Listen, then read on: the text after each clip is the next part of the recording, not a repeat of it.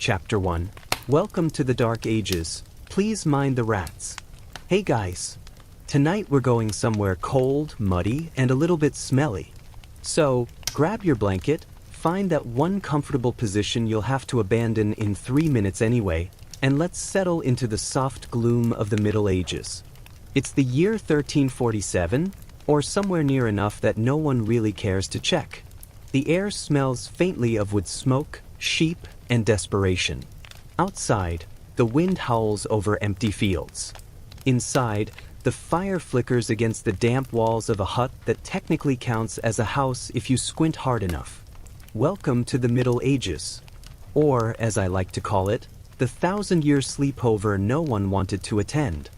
This was a time when survival wasn't a lifestyle trend, it was the entire plot.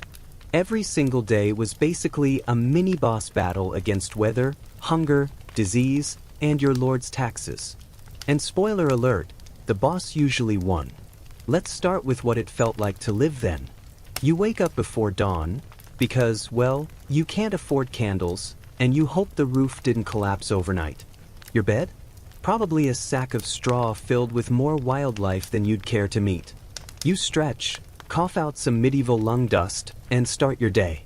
Congratulations, you've survived the night. That's a win.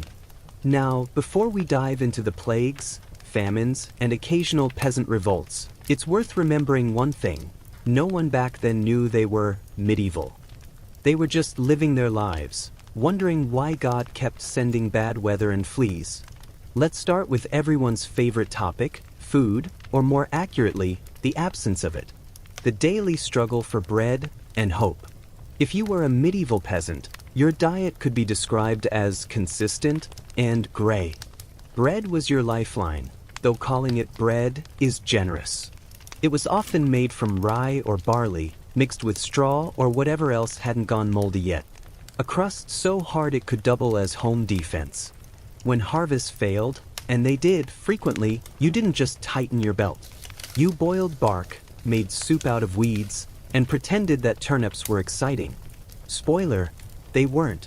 And then there was the Great Famine of 1315 to 1317, a Europe-wide disaster that made everyone's miserable existence somehow worse. Constant rain ruined crops, livestock died en masse, and people resorted to eating anything remotely edible. Contemporary chronicles politely skip over some of the more desperate rumors, but let's just say, when bread is gone, social boundaries get blurry. The famine didn't just kill millions. It rewired Europe's brain. It reminded everyone that nature was in charge, not kings, not priests, and definitely not those fancy new plows everyone had been bragging about. And if famine didn't get you, disease was waiting in the wings. The plague, humanity's least favorite guest. It's impossible to talk about surviving the Middle Ages without inviting that uninvited dinner guest, the Black Death. The year is 1347 again, and somewhere near the Black Sea, a few unfortunate fleas decide to go on a European tour. Within a few years, they'd achieved what no invading army ever could: complete domination. The plague swept across Europe, killing anywhere from a third to half the population, depending on where you lived and how many fleas had your name on them. The symptoms were as charming as you'd expect: fever, vomiting, boils the size of grapes. And if you were lucky, you died within a few days. If not, you got to watch your family and neighbors turn black and fall over first. It was the ultimate test of faith, because nothing makes you question divine mercy quite like your entire village dropping dead around you. Doctors, of course, had no idea what was going on. They blamed bad air, planetary misalignment, and occasionally foreigners, because xenophobia never goes out of style. Their treatments included bloodletting, bathing in vinegar, or carrying flowers under your nose to balance the humors. Which, of course, worked perfectly if your goal was to die smelling like a salad. The rich tried to flee to their country estates, convinced that wealth could outrun bacteria. It couldn't. The poor stayed and died where they stood. Entire villages vanished, swallowed by weeds and silence. And yet, humanity didn't stop. Because somehow, despite all that death and despair, life inched forward. Someone still had to bake what little bread was left. Someone had to ring the church bell for the endless funerals. Feudalism, the original subscription plan you couldn't cancel. Now, while plagues were busy thinning the population, feudalism was making sure the survivors stayed miserable in style. Feudalism was essentially an elaborate game of who owns who. At the top sat the king, theoretically ordained by God but practically owned by his creditors. Below him, nobles who swore loyalty in exchange for land.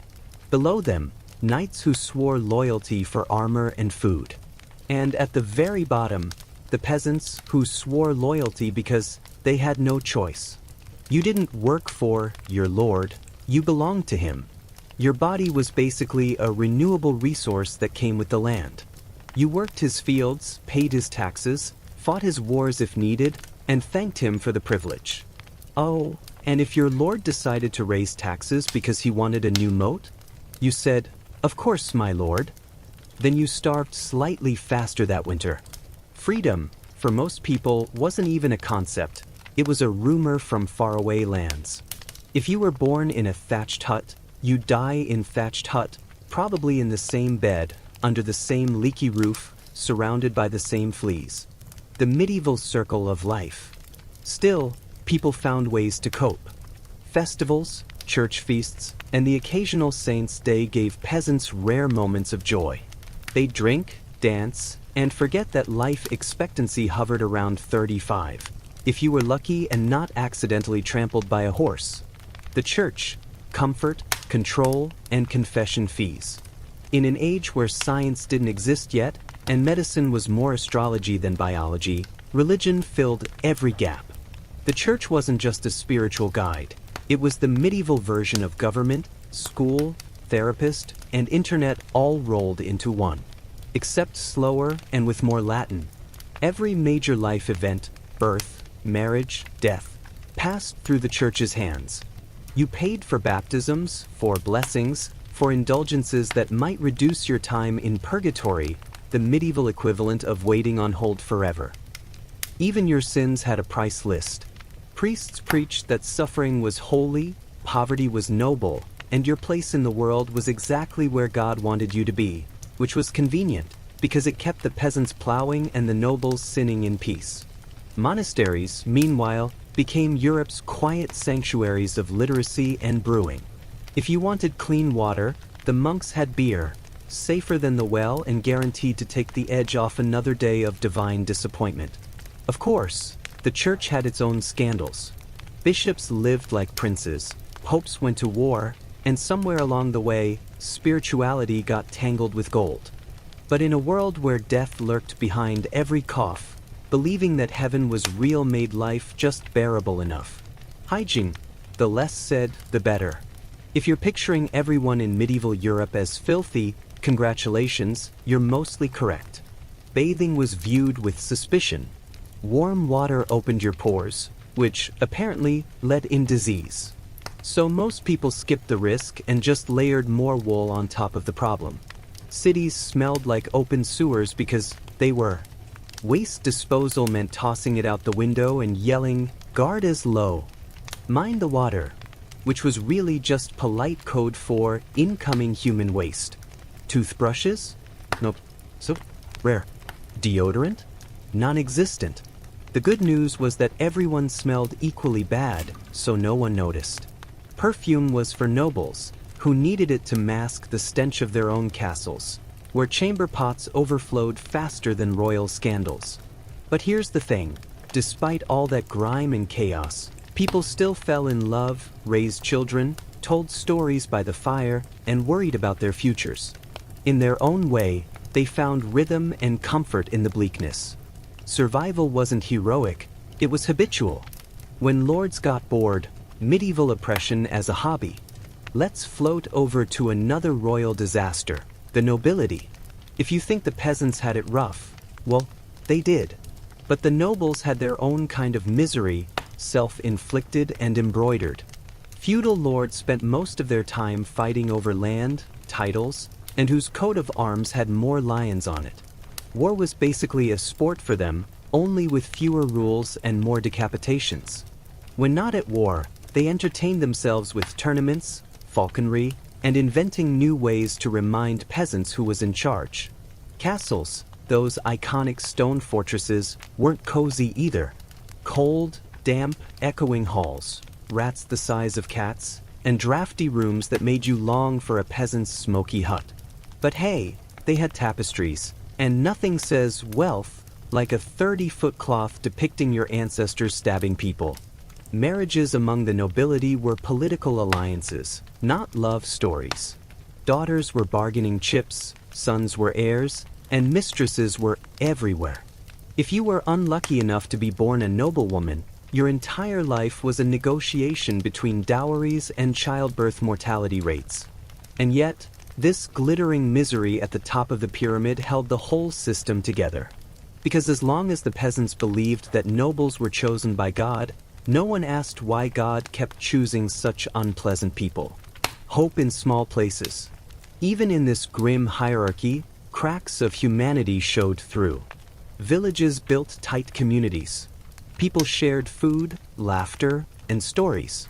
Traveling minstrels brought gossip and song. Markets bustled with colors and smells, fish, cheese, wool, and dreams of a slightly better tomorrow. And in between plagues and famines, there were years of quiet plenty, when crops grew, children survived, and life almost felt stable. That was the secret to surviving the Middle Ages. Not the big miracles, but the tiny ones. A warm loaf of bread, a dry roof, a laugh at the end of a hard day. It wasn't heroism, it was endurance. And endurance was, in many ways, the defining art of medieval Europe. Chapter 2. When the Lords Got Lonely, the Miserable Lives of Medieval Nobility. Being a noble in the Middle Ages sounds great on parchment. You've got land, power, money, and people legally required to call you my lord. You wear shiny things, live in a castle, and never have to touch dirt unless you fall into it. But, of course, that's the brochure version. Reality was colder, lonelier, and a lot more humiliating. Let's start by debunking the grandest lie of all, that medieval nobles lived in luxury. Luxury, in this case, meant owning more drafty stone rooms than you could heat. It meant dining at long wooden tables while rats skittered along the edges, hoping for crumbs from your trenchers, which, by the way, were just old bread used as plates. By the end of the meal, your plate was a soggy sponge of meat grease and wine. If you were generous, you gave it to the servants. If you weren't, it went to the dogs. And when night fell, you went to bed in what was essentially a glorified dungeon. Imagine a freezing chamber with no insulation, a smoky fire that only heated one corner of the room, and heavy curtains around the bed to keep out the drafts, and maybe the occasional bat. So yes, the nobles had more things. They just didn't have comfort. Marriage, political strategy with extra steps. Love, in the noble world, was what you found outside marriage, not in it. If you were a noble child, your destiny was decided the moment you were born. Before you could even walk, someone was probably already negotiating your marriage contract. You were a pawn, or if you were a girl, a dowry delivery system with legs. Marriages were about land, alliances, and bloodlines. The church frowned upon divorce, so everyone just lived with the arrangement and each other's bad habits, until death finally offered some relief. A noble wedding wasn't romantic, it was a business deal with nicer clothes. You might meet your future spouse for the first time on your wedding day. Sometimes you were 12. Sometimes they were 40. Everyone politely ignored the arithmetic. And once the vows were said, you were expected to produce heirs. Quickly. Love could come later, preferably in the form of a discreet affair with someone from your own social rank, because even adultery had class boundaries. Jealousy was considered tacky, passion undignified. What mattered was appearance, maintaining the illusion of harmony while quietly avoiding each other across the banquet table. Noble childhood, tiny adults in fancy clothes. If you were born noble, congratulations, your parents already viewed you as an investment. Noble children weren't really children as we think of them. they were miniature adults in training. At 7, boys were packed off to another noble's household as pages, where they'd learn to serve, ride, fight, and behave like someone who might one day run their own estate. Girls stayed home to learn needlework, etiquette, and how to manage a household, which meant, essentially, learning how to order servants around efficiently while smiling politely through lifelong exhaustion. Playtime existed, but in moderation. You couldn't have your future duke tumbling in the mud with peasants.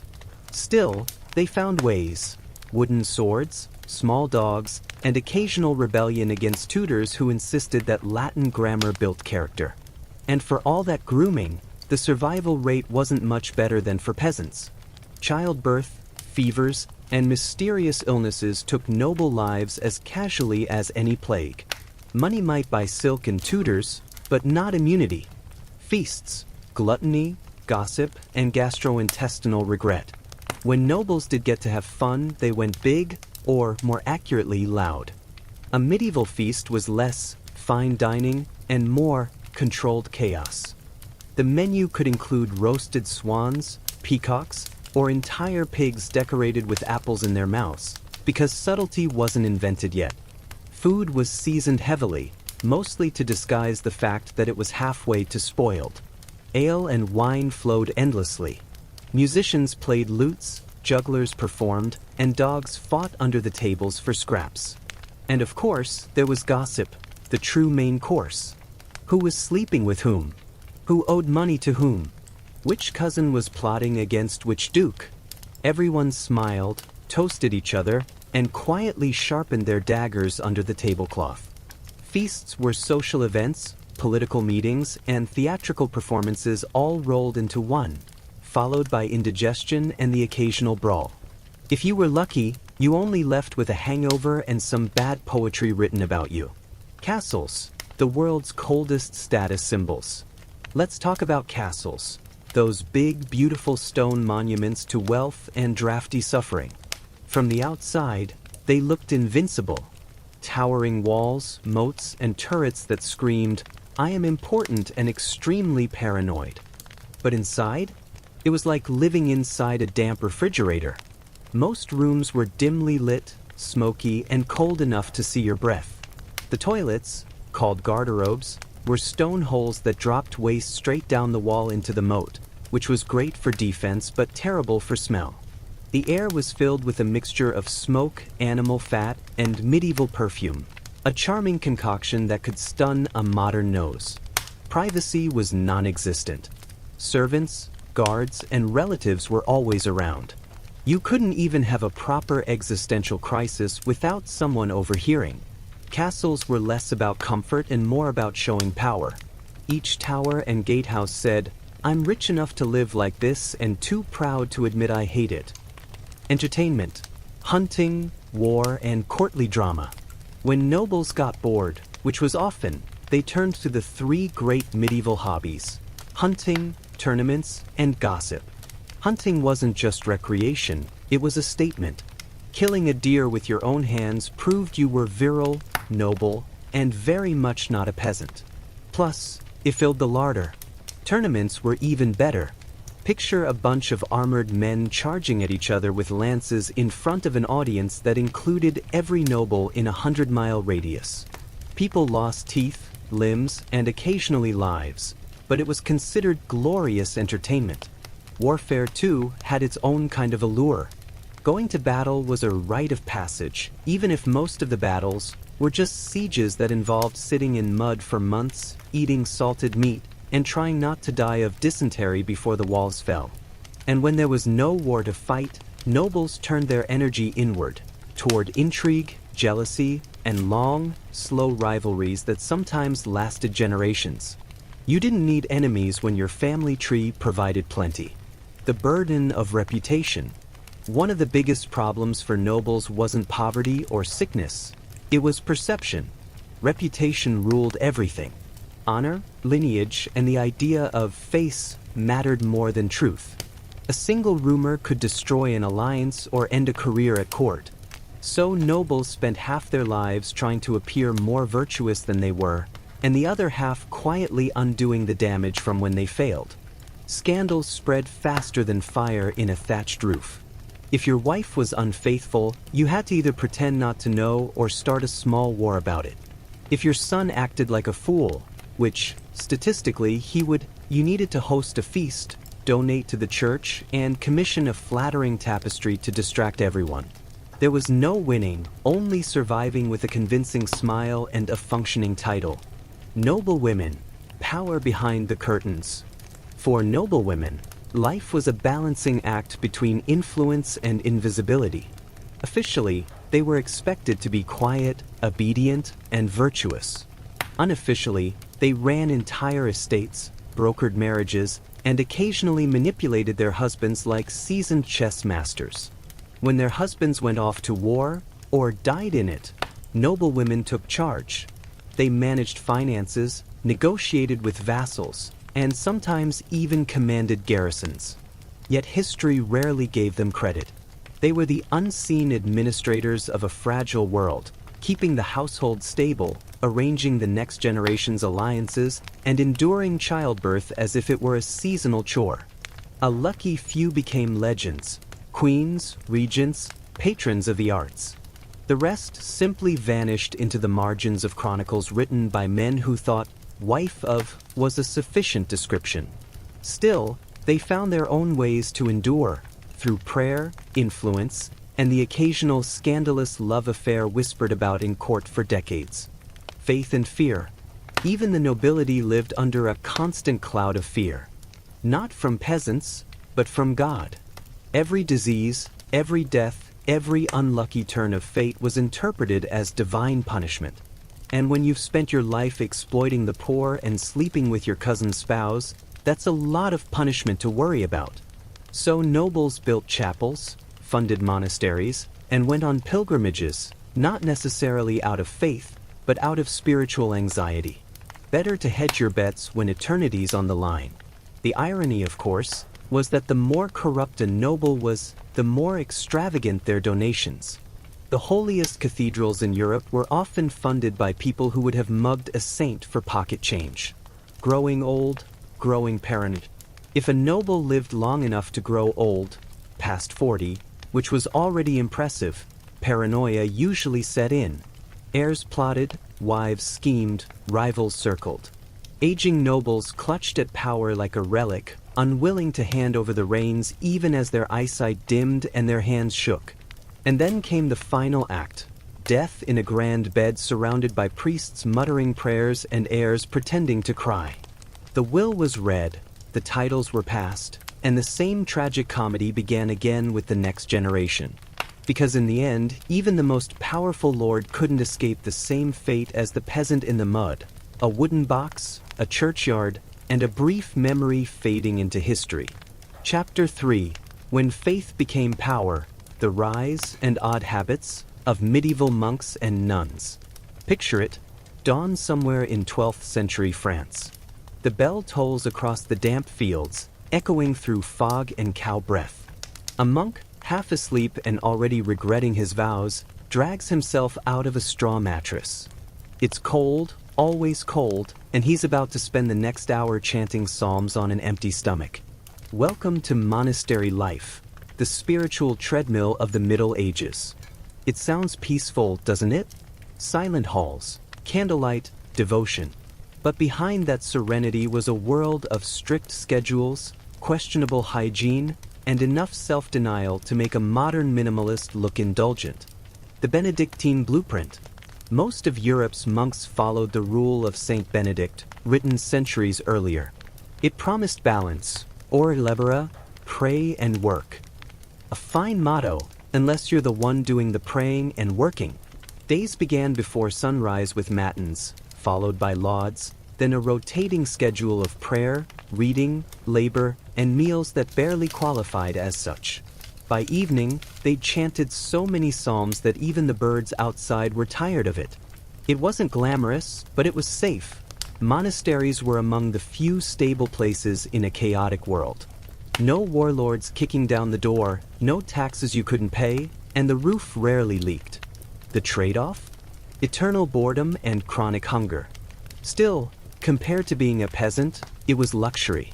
A bed, literacy, and 2 guaranteed meals a day made celibacy sound almost reasonable. Almost. Food, glorious, and regulated food. Monastic meals were regulated with the same precision modern people reserve for coffee orders. Meat was banned, at least the good kind. Fish, however, counted as a cold food, so monks basically invented loophole dining centuries before accountants did. When fish wasn't available, they made do with beans, porridge, and cheese that probably could have qualified as building material. Wine was allowed, because apparently drunken humility was still humility. Monks ate in silence while one brother read aloud from the scriptures, a great way to ensure no one enjoyed themselves too much. If you laughed, you risked penance. If you asked for seconds, you risked eternal shame. Yet, in a delightful display of medieval hypocrisy, some wealthy monasteries quietly ignored the rules. Behind closed doors, abbots dined on venison and imported spices while preaching about moderation. A truly divine irony. The holy workforce. A monastery wasn't just a place to pray. It was a full-fledged corporation with a farm, brewery, library, workshops, and sometimes a vineyard. Monks copied manuscripts by hand, preserving classical texts that would have vanished otherwise. They tended crops, brewed beer, blessed them for that, and treated the sick. In an age without hospitals, monasteries were Europe's emergency rooms, though with more chanting and fewer success stories. And then there were the Cistercians, Benedictines on hard mode. They believed luxury corrupted the soul, so they built their abbeys in swamps and rocky valleys where life was guaranteed to be awful. Their slogan might as well have been, "If you're comfortable, you're doing it wrong."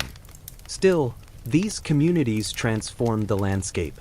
They drained marshes, cleared forests, and made wilderness productive. Europe's economy, ironically, owed a lot to people who swore off money. Monastic personalities. It's easy to picture monks as identical, hooded figures, but personality always finds a crack to slip through. There were the bookish scholars, who hoarded manuscripts and argued about theology no one else understood. The crafty gardeners, who spent more time breeding herbs than meditating. The cheerful drunkards, who took their wine ration as a daily challenge.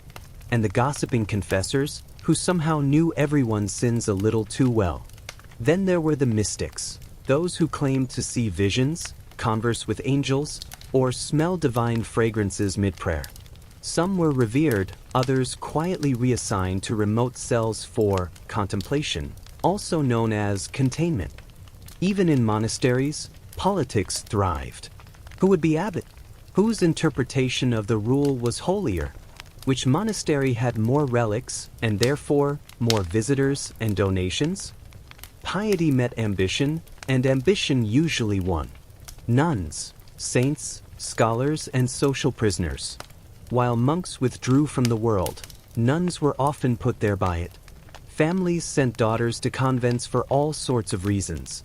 Too many heirs, no dowry money, or an inconvenient tendency toward independent thought.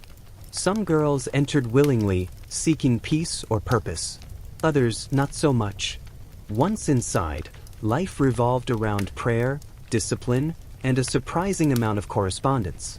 Many convents were intellectual hubs where women could read, write, and even compose music, like Hildegard of Bingen, the 12th century abbess who somehow balanced mysticism, theology, and medical advice while still finding time to write hymns about cosmic eggs. Yet, convent life wasn't always calm. Abbesses wielded real authority, managing land, tenants, and money, which occasionally annoyed local bishops. Disputes between nuns and male clergy could get so heated that letters to Rome read like medieval HR complaints. And then there were the scandals. Nuns caught smuggling lovers into the convent, abbesses accused of vanity for wearing silk veils, and entire orders investigated for excessive laughter. Because apparently joy was suspicious.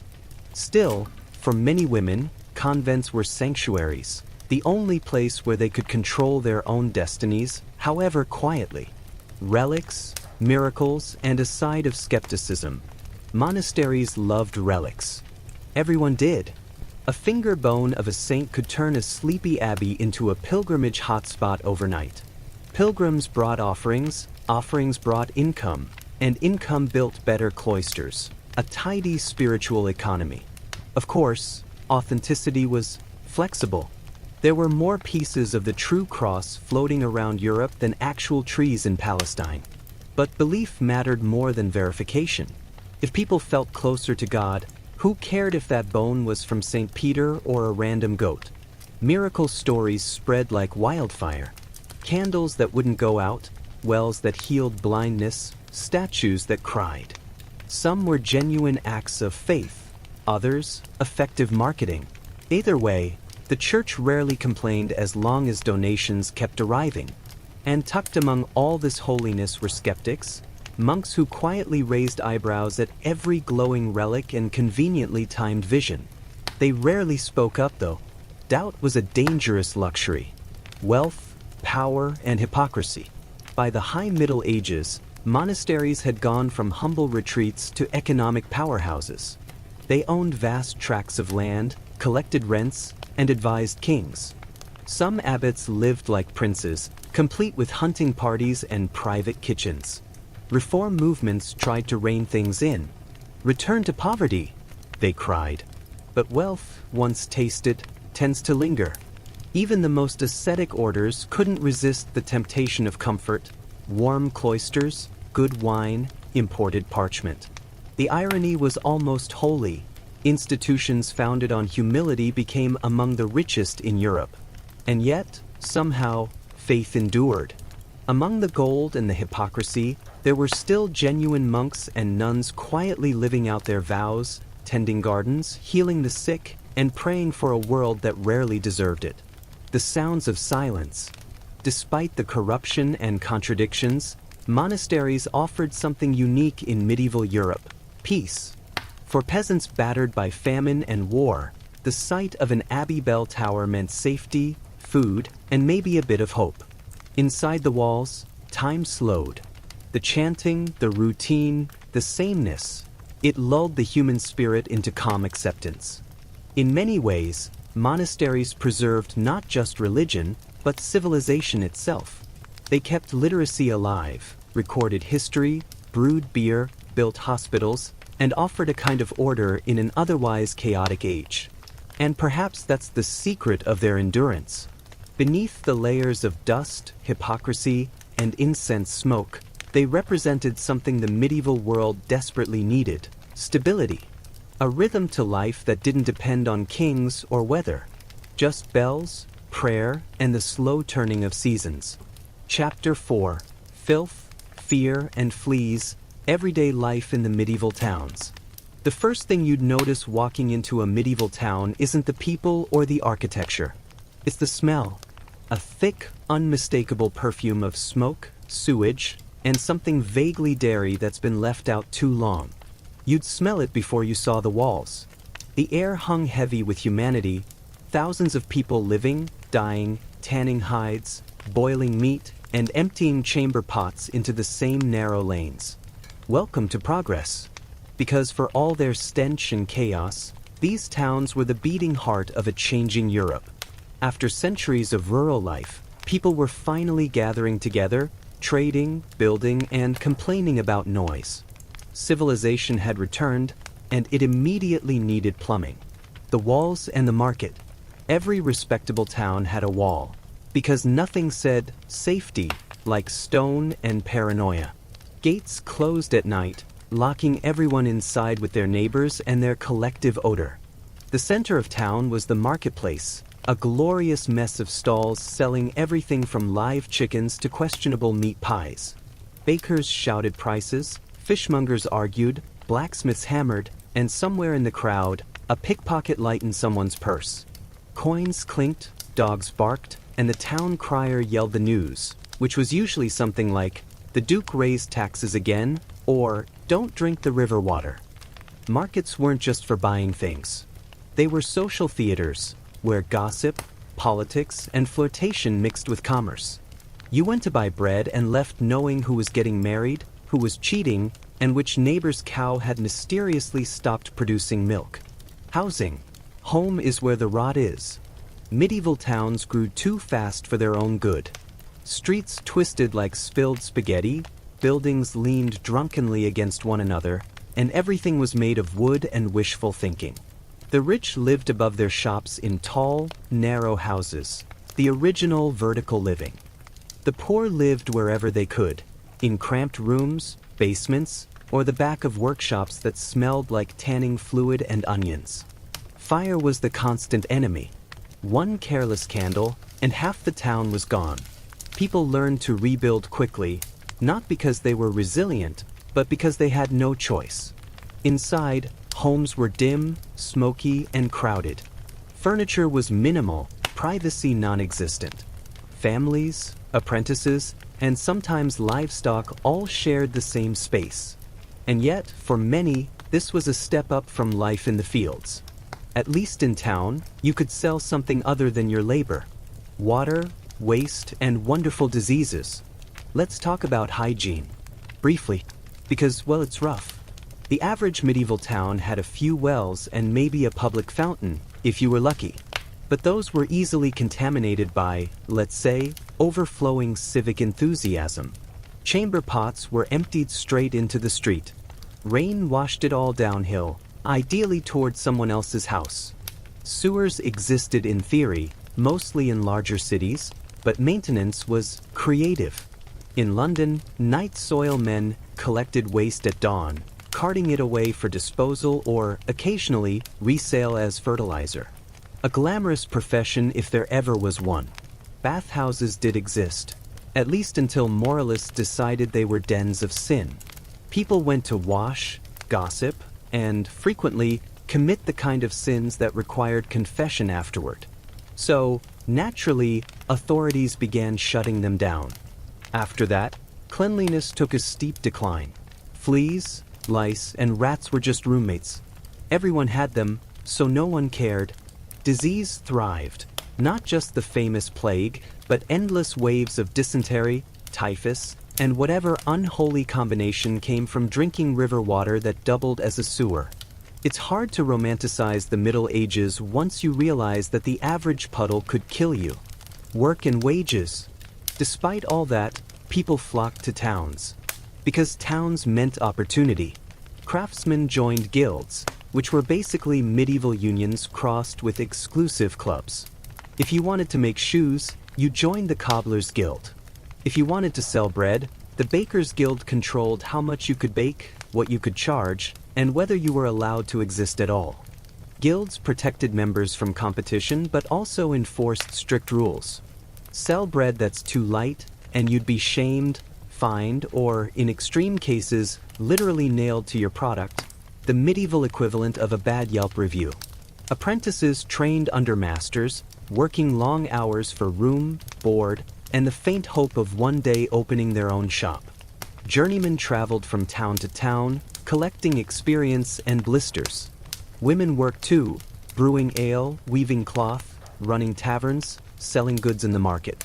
Some even inherited guild memberships or ran businesses after their husbands died, which, statistically, didn't take long. And then there were beggars, the inevitable background of urban life. Every city had them, lining the church steps, hands outstretched, eyes hopeful or empty. Charity was a religious duty, but not a reliable one. Law, order, and the art of public punishment. Medieval towns didn't exactly have police forces. What they had were watchmen, volunteers, or unlucky citizens who patrolled at night with lanterns and sticks, hoping no one actually caused trouble. If a crime happened, justice was swift and creative. Petty theft might earn you time in the stocks, a humiliating display that doubled as public entertainment. Serious crimes, like murder or treason, ended on the gallows or at the chopping block. Trials were local affairs, often decided by oath helpers, friends who swore you were a good person. In more complicated cases, there was trial by ordeal. You'd stick your hand in boiling water or carry a hot iron. If it healed cleanly, God had cleared your name. If not, well, guess you were guilty. Medieval justice wasn't about rehabilitation, it was about spectacle. Nothing made a moral point quite like hanging someone at dawn while the entire town watched over breakfast. Town politics and petty tyrannies. Every town had its power games. The mayor or burgomaster was often a wealthy merchant who pretended to represent the people while mostly representing himself. Councils debated endlessly about taxes, grain prices, and who got to build a new guild hall with a slightly larger window. The church held sway too. Parish priests collected tithes, moralized about sin, and occasionally started turf wars over holy relics. Bishops visited like traveling auditors, checking that everyone was sufficiently pious and insufficiently happy. And above it all, the local lord, the one with the actual swords, still claimed authority. Towns might win partial independence through charters, but true freedom was rare. Even urban life came with feudal strings attached. Still, people learned to maneuver. Bribes, favors, and whispered deals greased the gears of civic life. Politics wasn't clean, but it worked, in the same way a cart with 3 wheels technically worked. Festivals, fires, and fleeting joy. Amid all the grime and chaos, townspeople still found time to celebrate. Feast days, saints' days, harvest fairs, any excuse for music, ale, and collective distraction. The calendar was dotted with reasons to forget life's misery for an afternoon. Parades wound through the streets, banners waved, jesters performed, and everyone drank too much. Some festivals turned wild, a mix of devotion and debauchery that left the clergy sighing and sweeping up afterward. There were mystery plays, too, amateur dramas retelling Bible stories with varying levels of reverence and competence. Imagine your neighbor playing God while another local man dressed as a demon chased children through the streets. It was all in good fun and mild heresy. Of course, every good time carried risk. Too much celebration, and you might find yourself in a brawl. Too much fire, and the whole town went up in smoke. Medieval joy was always tempered by the awareness that tomorrow could bring plague, taxes, or both. The night when the sun set, the town changed. Streets emptied, doors barred, candles flickered in windows. The curfew bell rang, warning honest folk indoors and inviting less honest ones out. Darkness was dangerous. Thieves, drunks, and the occasional desperate soul roamed the alleys. Without streetlights, even familiar paths felt menacing. Every shadow was suspicious. Every noise, a threat. The night belonged to fear, superstition, and rumor. People whispered of ghosts, demons, and witches. Every creak in the beams could be the devil or just your neighbor's cat. Either way, best to pray. And yet, there was a strange beauty to it. The silence after the chaos of the day. The faint glow of the moon reflecting off the rooftops. The soft murmur of distant prayers from a chapel window. Life in the town might have been filthy and fleeting, but it was undeniably alive. The paradox of progress. Medieval towns were paradoxes, squalid yet vibrant, cruel yet creative. They birthed trade, art, and learning while barely managing sanitation. Out of their noise and filth came the Renaissance, the printing press, and modern cities. But for the people who lived there, progress wasn't philosophical. It was practical. A loaf of bread that wasn't moldy. A winter survived. A child who reached adulthood. They didn't dream of shaping history. They dreamed of making it to next week. And in their stubborn persistence, amid the rats, the gossip, the endless noise, they built the foundation of the world that followed. Chapter 5. Crowned and Cursed, the tragic health of Europe's royal bloodlines. Let's begin with an uncomfortable truth. For all their crowns and divine rights, medieval monarchs were not the picture of health. They were, in many cases, walking medical textbooks of what happens when a family tree turns into a family wreath. For centuries, royal families married close relatives to keep the bloodline pure. The result? The bloodline became purely disastrous. A family affair, the art of marrying your cousin. In medieval Europe, dynastic marriage wasn't about love. It was about land, power, and ensuring your children could one day inherit both, assuming they survived infancy, which was never guaranteed. Kings and queens traded daughters like chess pieces. The Habsburgs, the Bourbons, the Plantagenets, they all perfected the art of strategic marriage, which basically meant marrying your cousin and pretending it was diplomacy. By the 16th century, the Habsburgs had turned inbreeding into a full-time job. They married so closely that their family tree looked less like a tree and more like a Mobius strip. Their genetic masterpiece was Charles II of Spain, the poor man who looked like every recessive gene decided to show up at once. Charles II, the Habsburg horror story. Charles II reigned in the late 1600s, and he's often remembered as the human embodiment of the word unwell. He was the last Habsburg king of Spain, and a tragic, living case study of what happens when you don't invite new DNA to the party. His family's obsession with cousin marriages meant that Charles had fewer ancestors than most people's houseplants. His parents were uncle and niece, his grandparents were first cousins, and so on. The result? Charles suffered from severe physical and mental disabilities. He couldn't chew properly, couldn't walk until he was 8, and reportedly drooled so much that courtiers had to wipe his chin during audiences. His tongue was so large he struggled to speak clearly, and his famously protruding jaw, the so-called Habsburg jaw, made his profile look like someone tried to sculpt a chin out of bread dough and gave up halfway. He was sickly his entire life, plagued by seizures, digestive issues, and what historians politely call reproductive difficulties. In less polite terms, he couldn't produce an heir. Spain's royal doctors performed all kinds of rituals and superstitious cures, holy oils, exorcisms, and one particularly disturbing autopsy after his death that reportedly found no single part of his body free from disease. A poetic understatement if there ever was one.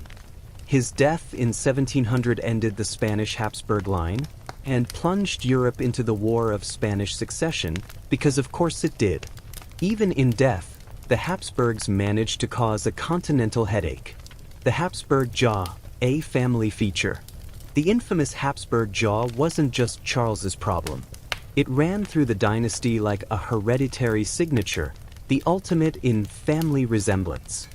From Austria to Spain, portraits show a steady progression of protruding chins, drooping lips, and narrow faces that screamed, "We've been marrying our cousins for 300 years."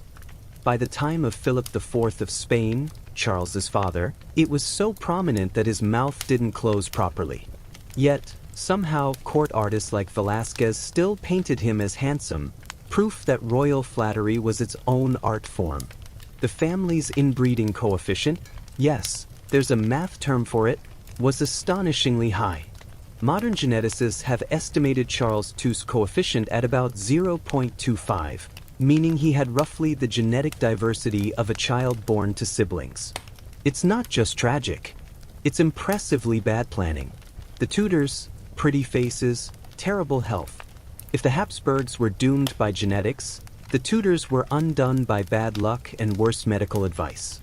Let's start with Henry VIII, the man who went through wives faster than most people went through shoes.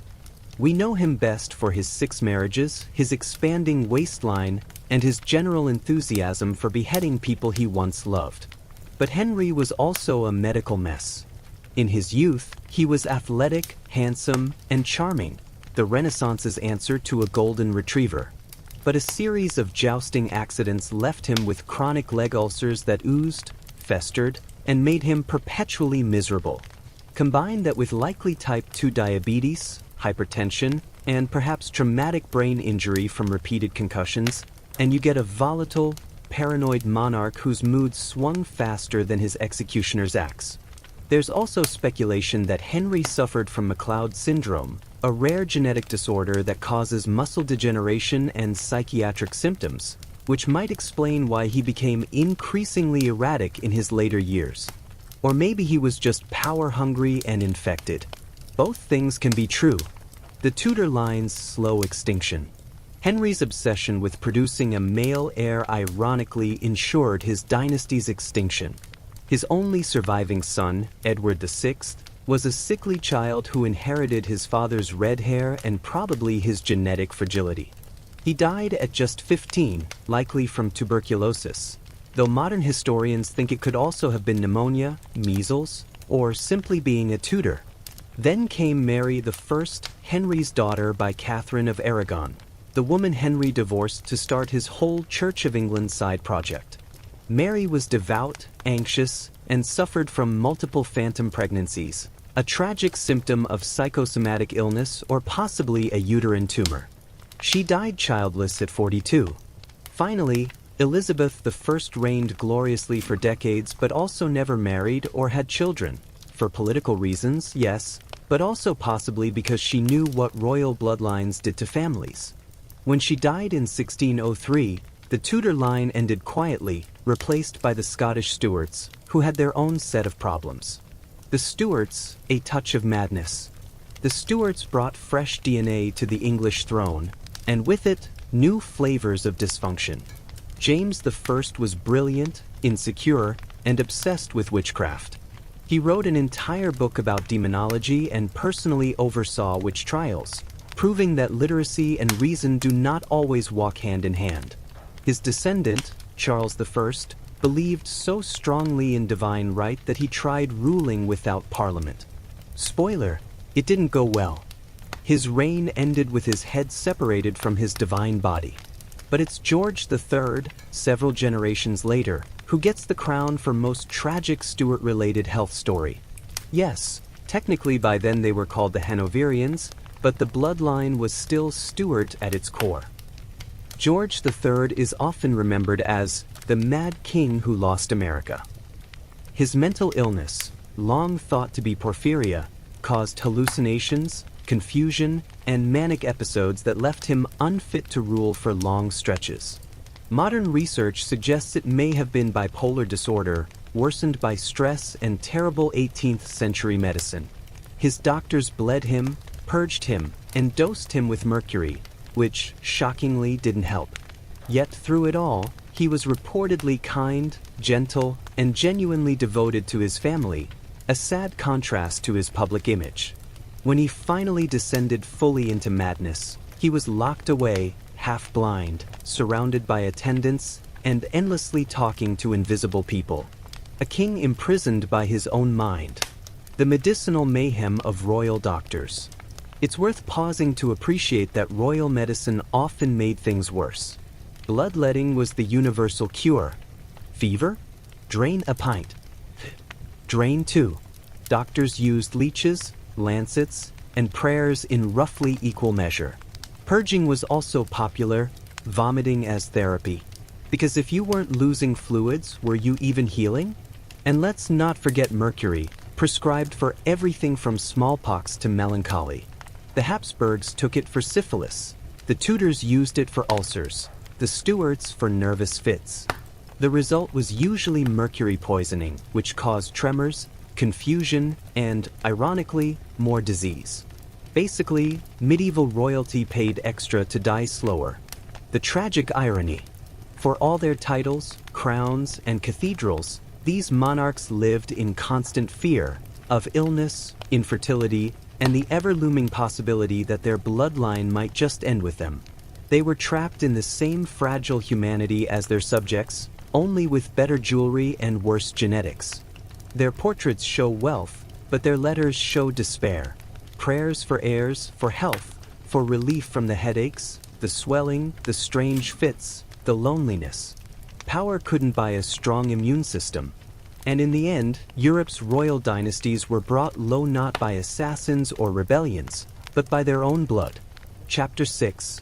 Death was a neighbor, plague, pestilence, and everyday survival. If you lived in medieval Europe, you didn't need to look far to find death. It was your neighbor, your house guest, your dinner companion. Sometimes it arrived quietly, a cough, a fever. Other times, it came running, black and bloated, faster than prayers could travel. And the most famous of these unwelcome visitors? The Black Death, the pandemic that hit Europe in the mid-14th century and decided to stick around for centuries, like an uninvited relative who refuses to leave. A brief visit from the end of the world. The Black Death began somewhere in Central Asia, likely hitching a ride on fleas carried by black rats, which hitched rides on ships carrying grain, which hitched rides on human greed. By 1347, it had reached the ports of Italy, and from there it spread faster than gossip at court. Within a few years, between 1/3 and 1/2 of Europe's population was gone. Whole villages disappeared. Fields went untilled. Churches ran out of space for the dead. Imagine walking through your town and realizing that half the faces you knew last week were simply gone. It's hard to describe the scale without sounding exaggerated, but it truly was apocalyptic. Chroniclers wrote that mothers would abandon children, priests refused last rites, and gravediggers died faster than they could dig. And yet, life went on, because it had to. What it felt like. Accounts from survivors describe a strange mix of horror and numbness. The first signs: fever, headache, swelling of the lymph nodes, the famous buboes. They could grow as large as eggs, turning black and bursting with pus. It wasn't pretty, but then again, neither was anything in the 14th century. Some victims bled from the mouth or developed dark blotches on their skin, internal bleeding caused by the plague's septic form. Death usually came within a few days, sometimes within hours. Doctors had no clue what caused it. Bad air, sin, unbalanced humors, or angry planets were the top contenders. One well-meaning physician suggested drinking crushed emeralds mixed with wine. Another recommended sitting between two blazing fires to sweat the disease out. Spoiler, neither worked. The medieval medical toolkit. Medicine in the 1300s was optimistic, if nothing else. Doctors wore long robes, amulets, and the iconic plague doctor masks with bird-like beaks. Contrary to popular myth, those masks came later, during the 17th century, but they're too good not to mention, stuffed with herbs, vinegar-soaked sponges, and occasionally ground-up toads, all to filter out the miasma. If you couldn't afford a doctor, and most couldn't, you turned to folk remedies, onion poultices, frog parts, prayer beads, and occasionally whipping yourself in public to earn God's mercy. This last one was a full movement. The flagellants, bands of men who roamed from town to town, singing hymns and beating themselves bloody in hopes that divine pity might stop the plague. It didn't. It just spread more of it. Social collapse with extra panic. With half the workforce gone, the medieval economy went sideways. Fields were abandoned, wages skyrocketed, and the feudal system cracked like an old church bell. Laborers suddenly realized they were valuable, a dangerous thought in a society built on hierarchy. Lords tried to freeze wages by law. Peasants responded with riots. It was the beginning of social mobility, born not from enlightenment, but from mass death. Religion didn't fare much better. The church, which promised protection from divine wrath, couldn't explain why the righteous died alongside the wicked. Some priests fled their parishes. Others died trying to serve them. Faith wavered. Many looked for scapegoats. Jewish communities across Europe were accused of poisoning wells and massacred in brutal pogroms. Entire populations were wiped out by fear and ignorance. The plague didn't just kill bodies. It rotted trust, compassion, and order. Coping medieval style. Still, people adapted in strange ways. Those who could fled to the countryside, thinking fresh air would save them. It didn't. Some towns locked their gates entirely, letting no one in or out. In others, people partied, the medieval version of, if we're doomed anyway, let's at least have wine. Artists painted skeletons dancing with the living, the danse macabre, or dance of death. It was grim, yes, but also oddly comforting, a reminder that everyone, from beggar to king, would someday share the same fate. The idea of death became familiar, almost companionable. After the plague, Europe didn't so much fear death as learn to live beside it. The long shadow. The plague never truly left. It returned again and again for centuries, reshaping everything it touched. After 1347, outbreaks became regular, the plague years. Town records mention them with weary acceptance, as if it were bad weather. People would simply note, the pestilence visited again, and move on. Cities began improving sanitation, slowly. Doctors started studying contagion, even if they didn't fully understand it. The Black Death laid the groundwork for modern public health, though mostly by showing everyone what not to do. And demographically, the survivors inherited a strange gift: abundance. With fewer mouths to feed, wages rose, food was more available, and the feudal order fractured. By the late 15th century, Europe was wealthier, freer, and a little less feudal, all because of a microscopic bacterium. Progress through catastrophe, a very human pattern. Other frequent guests. The Black Death was the headline act, but it wasn't the only disease in town. Smallpox carved its way through generations, leaving scars and empty cradles. Leprosy exiled thousands to the edges of society, forcing sufferers to live in leper houses, ringing bells to warn of their approach. And then there was dysentery, the great equalizer, a disease that struck kings and peasants alike, especially during long campaigns or crowded summers. Medieval doctors called it the bloody flux, which tells you everything you need to know. Even simple fevers could kill. Antibiotics were centuries away. A bad tooth infection could end you. A winter cough might last until spring, or not. And yet, life continued. Somehow. Faith, fear, and acceptance. The people of the Middle Ages didn't live in constant terror. That's a modern misconception. They feared death, yes, but they also accepted it in a way we rarely do. Everyday life included rituals for the dying, prayers for the dead, and reminders of mortality. Churches were full of skull carvings and epitaphs that read like polite warnings. Remember, you too will die. To them, the afterlife was real, tangible. Death wasn't the end, just a very inconvenient beginning. So they carried on. They sang, traded, fell in love, had children, and built cathedrals that outlived them all. Death was everywhere, but so was resilience. The smell of hope. By the late Middle Ages, Europe began to rebuild. Again, trade revived. Cities expanded. The printing press spread new ideas. But the memory of the plague lingered.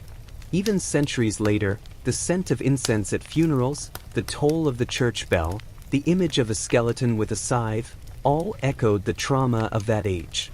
It shaped how Europeans thought about life itself. Fragile, fleeting, but worth clinging to. And perhaps that's the quiet lesson the Middle Ages left behind. Not one of despair, but endurance. They didn't conquer death, they coexisted with it. They lived fully in a world that constantly reminded them not to. Chapter 7. Lords of the Land, Power, Pomp, and Paranoia in the feudal courts. At the top of the medieval food chain sat the nobility, the ones who theoretically had everything, but still found time to complain about everything else: titles, castles, servants, hunting rights, and a lifetime supply of enemies. If you were born noble, congratulations. You'd never have to till a field, but you'd spend your entire life balancing loyalty, vanity, and survival, often in that order. Feudalism, the world's most complicated pyramid scheme. The feudal system was supposed to be simple. The king owned all the land, and he gave chunks of it to his most loyal followers, who swore to fight for him. Those followers then gave smaller chunks to their followers, who promised to fight for them. It was like a medieval multi-level marketing plan, but instead of herbal supplements, everyone was selling military service. At the bottom of this pyramid were the peasants, who got to farm the land, pay rent, and die in the same spot forever. Above them, the lords collected rents, threw feasts, and swore oaths of loyalty that they fully intended to break when convenient. It worked, in the way that a rickety wooden bridge works, if everyone walks slowly and pretends not to hear it creak. Castles, fortresses, and fancy prisons. Every self-respecting noble needed a castle. Not for comfort, because comfort didn't exist yet, but for status and survival. Castles were part fortress, part billboard. Look at me.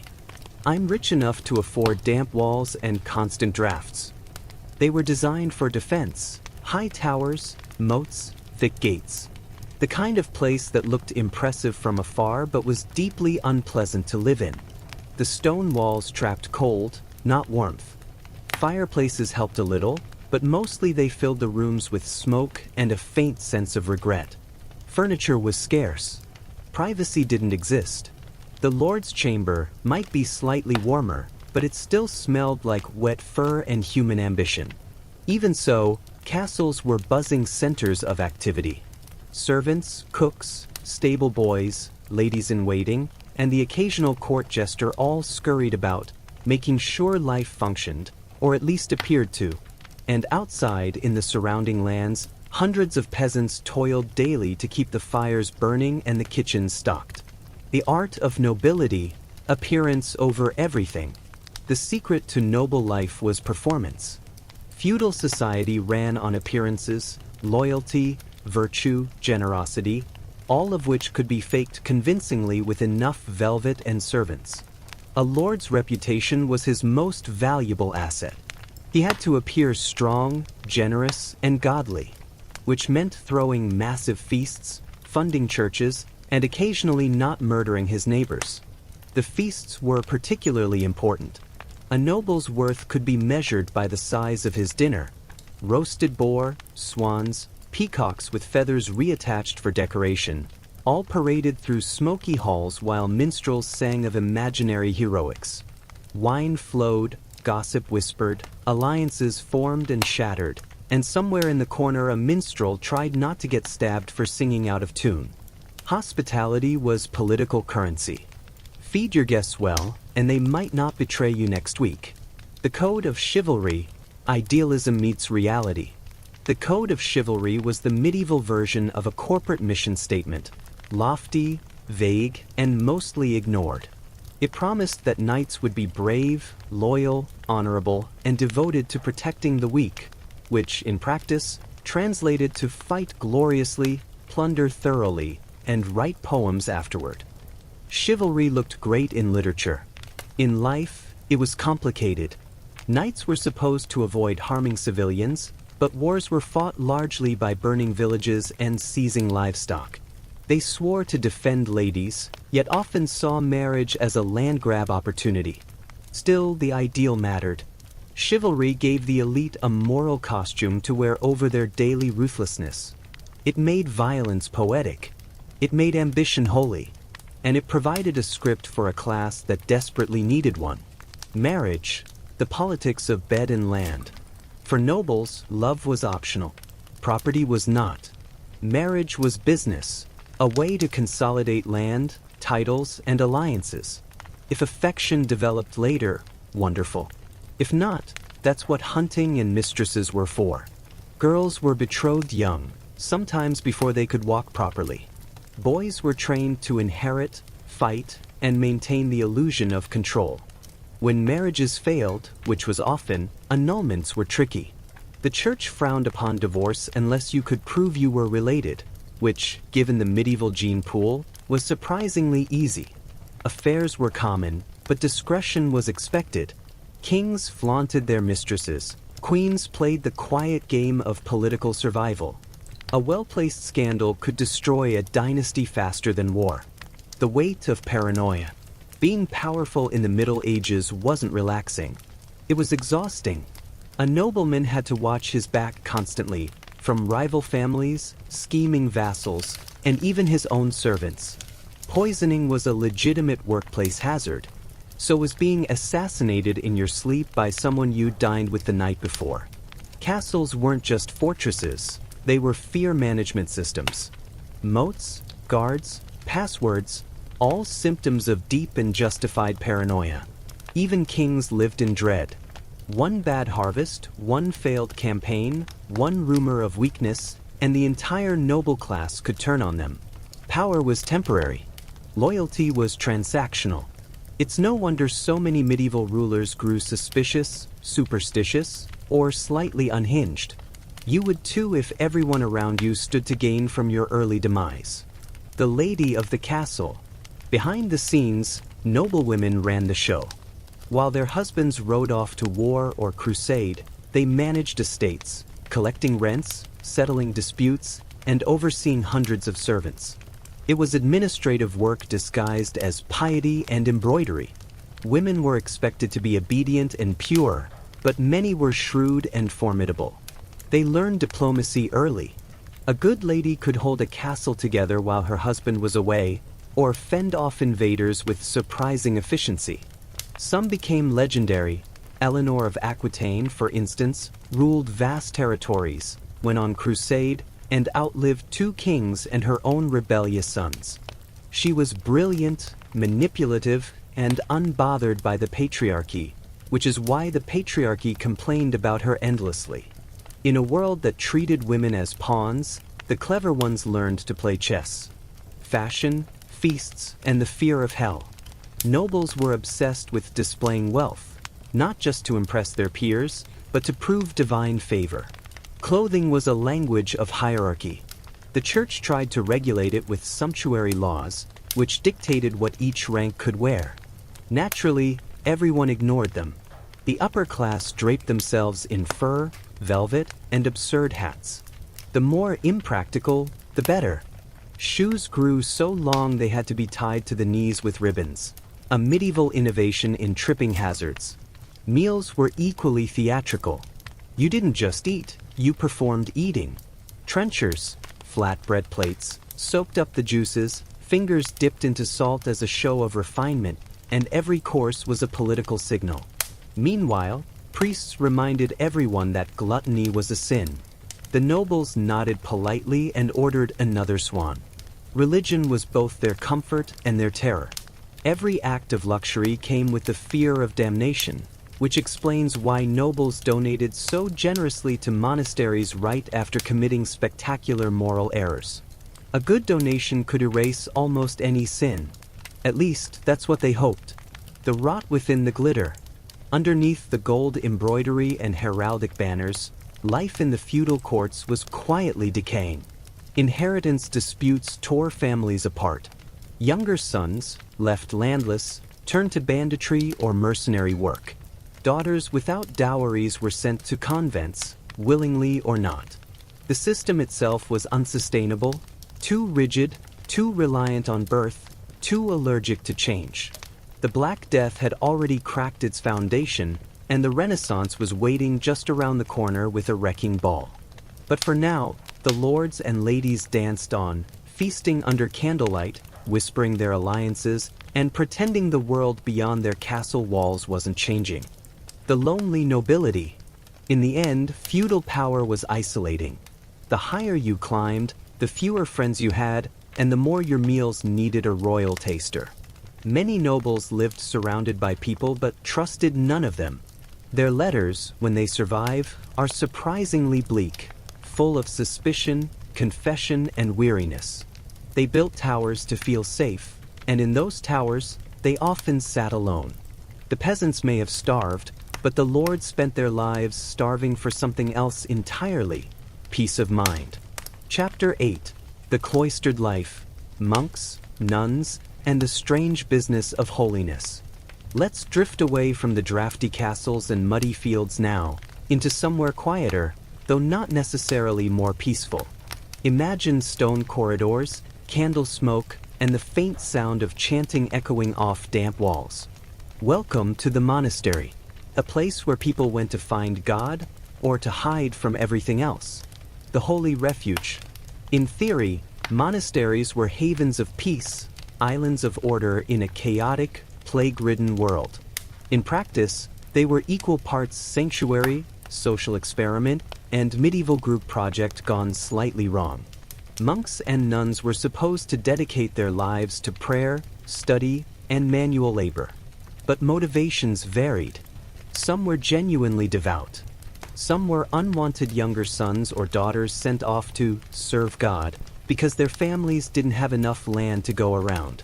And some just wanted a quiet place with guaranteed meals, a medieval retirement plan, if you will. Joining a monastery meant surrendering your possessions, your freedom, and most of your personality.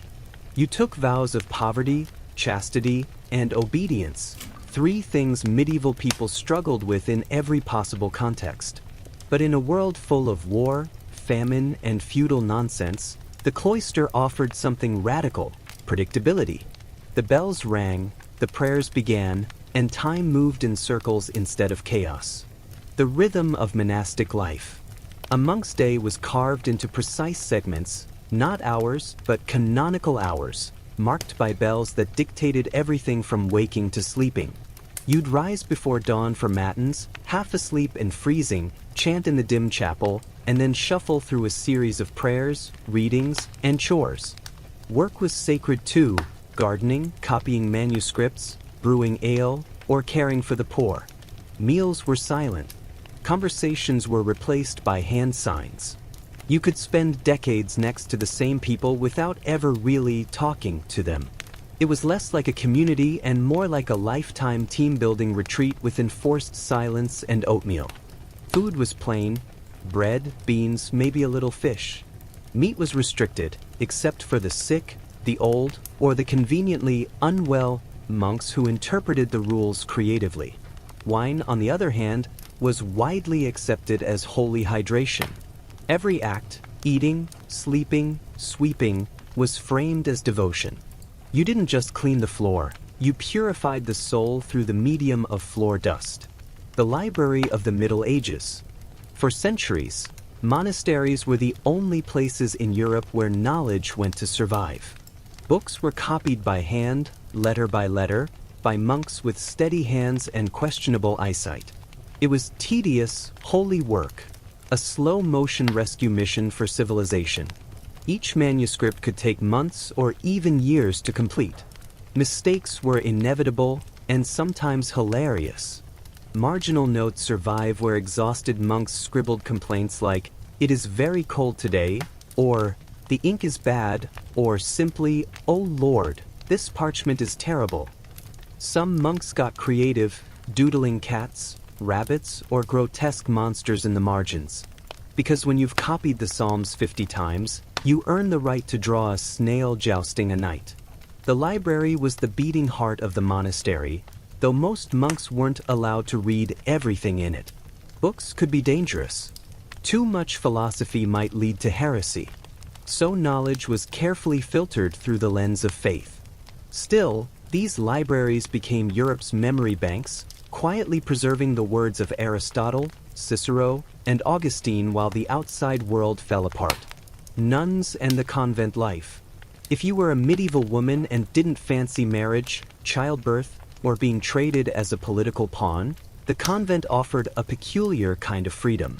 It was still controlled, still hierarchical, but it gave women education, literacy, and authority rarely found elsewhere. Nuns ran schools, hospitals, and scriptoriums.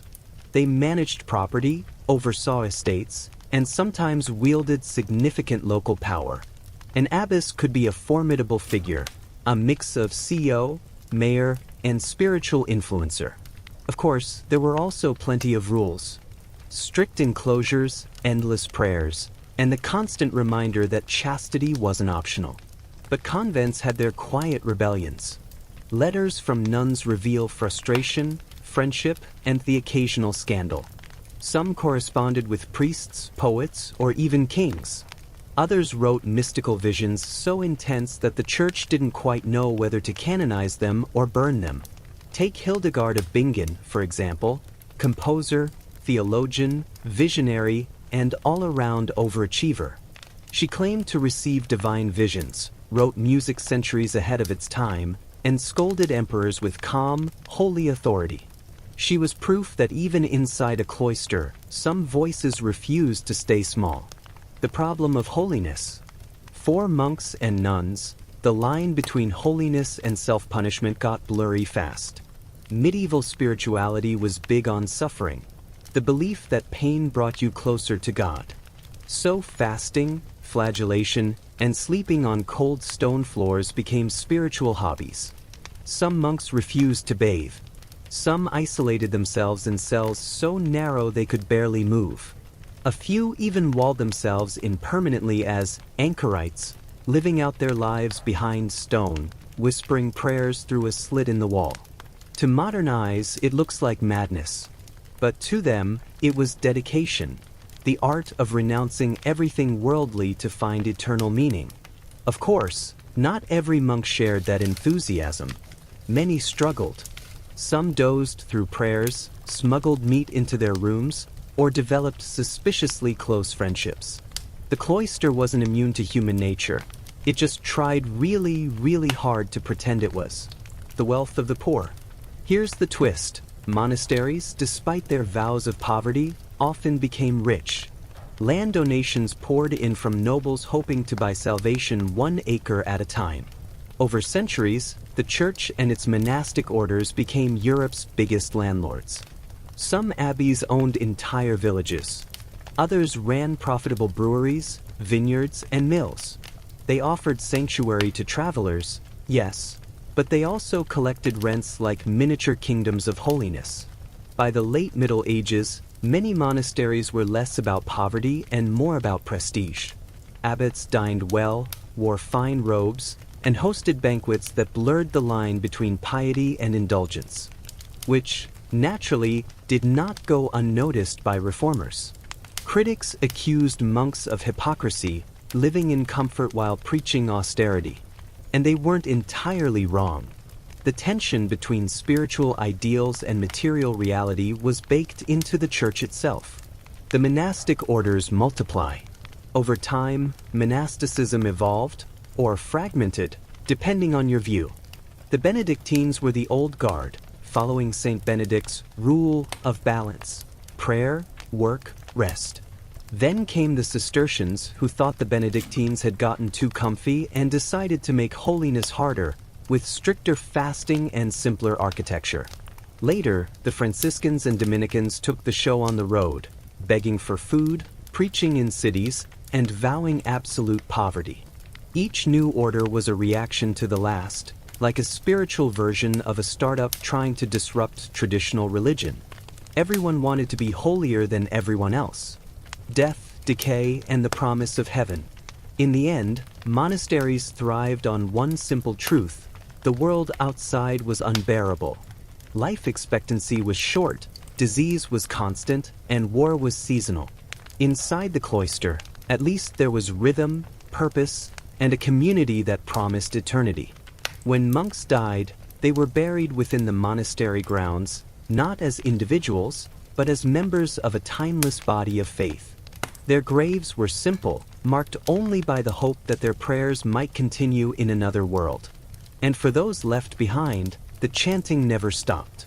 Day after day, century after century, voices rose from stone chapels, carrying Latin prayers into the cold air, steady, unwavering, half asleep, and endlessly devoted. It was a strange kind of beauty, the kind that asked nothing of the world and quietly survived it. Chapter 9. Merchants, moneylenders, and the birth of greed: how trade changed the medieval soul. Let's drift now from cloisters and candlelight to something a little louder: the hum of a marketplace. Imagine cobblestone streets slick with rain, merchants shouting prices over bleeding sheep, and the faint smell of ale, fish, and ambition. Because in the Middle Ages, while knights jousted and monks prayed, another group quietly rewrote the rules of survival: the merchants. They didn't have noble blood, sacred vows, or land. But they had something much more dangerous: cash flow. The rise of the merchant class. For centuries, the idea of money had been a bit suspect. The church warned against greed.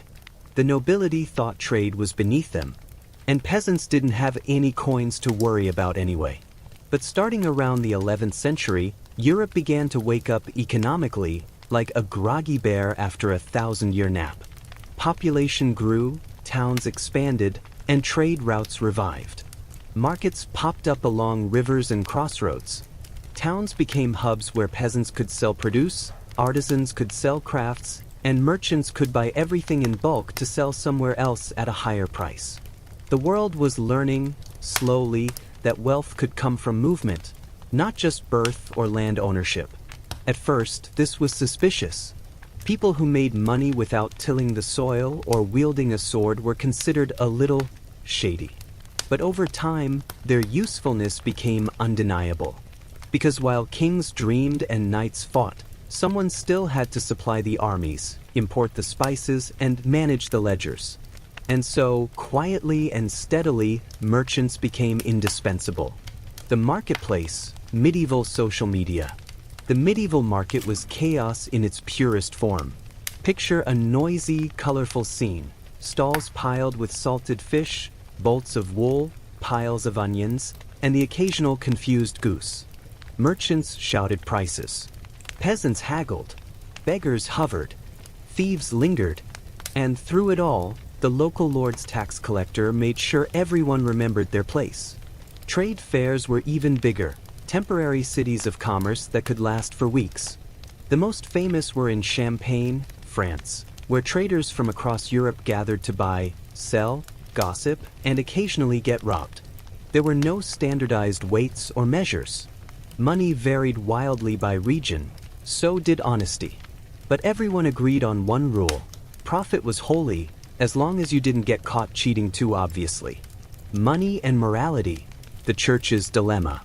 The church, bless its consistency, didn't know what to do with all this. According to theology, usury, charging interest on loans, was a sin. Making money from money was considered unnatural, almost demonic. But reality had other plans. Wars needed funding. Cathedrals needed building. Kings needed loans. And while monks debated the ethics, merchants and moneylenders quietly kept the economy running. So, the church compromised in that very medieval way. It condemned greed in sermons but borrowed money in practice.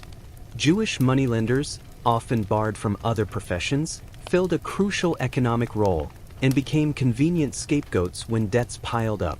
Christian bankers soon followed, inventing elaborate loopholes to make interest sound pious. You didn't charge interest, you charged a penalty for late repayment or offered a gift of gratitude. It was all about creative accounting for the soul. By the 13th century, the Italian city-states like Florence, Venice, and Genoa had turned this art into science. They created double-entry bookkeeping, bills of exchange, and something dangerously close to modern capitalism, all while insisting it was moral if done tastefully. The merchant mindset. Merchants lived by different rules. While nobles boasted of bloodlines, merchants bragged about margins. They valued calculation, risk, and reputation. A noble could inherit power, but a merchant had to earn trust, one transaction at a time. Letters from medieval traders survive, filled with meticulous details about shipments, profits, and weather conditions. They sound surprisingly modern. Complaints about delayed payments, unreliable partners, and the eternal struggle to balance family and business. And yes, they traveled, constantly.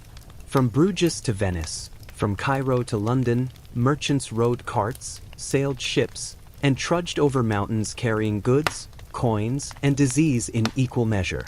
They were the arteries of Europe, connecting worlds the average peasant didn't even know existed. The spice that changed everything. If there was one product that symbolized medieval greed, it was spice.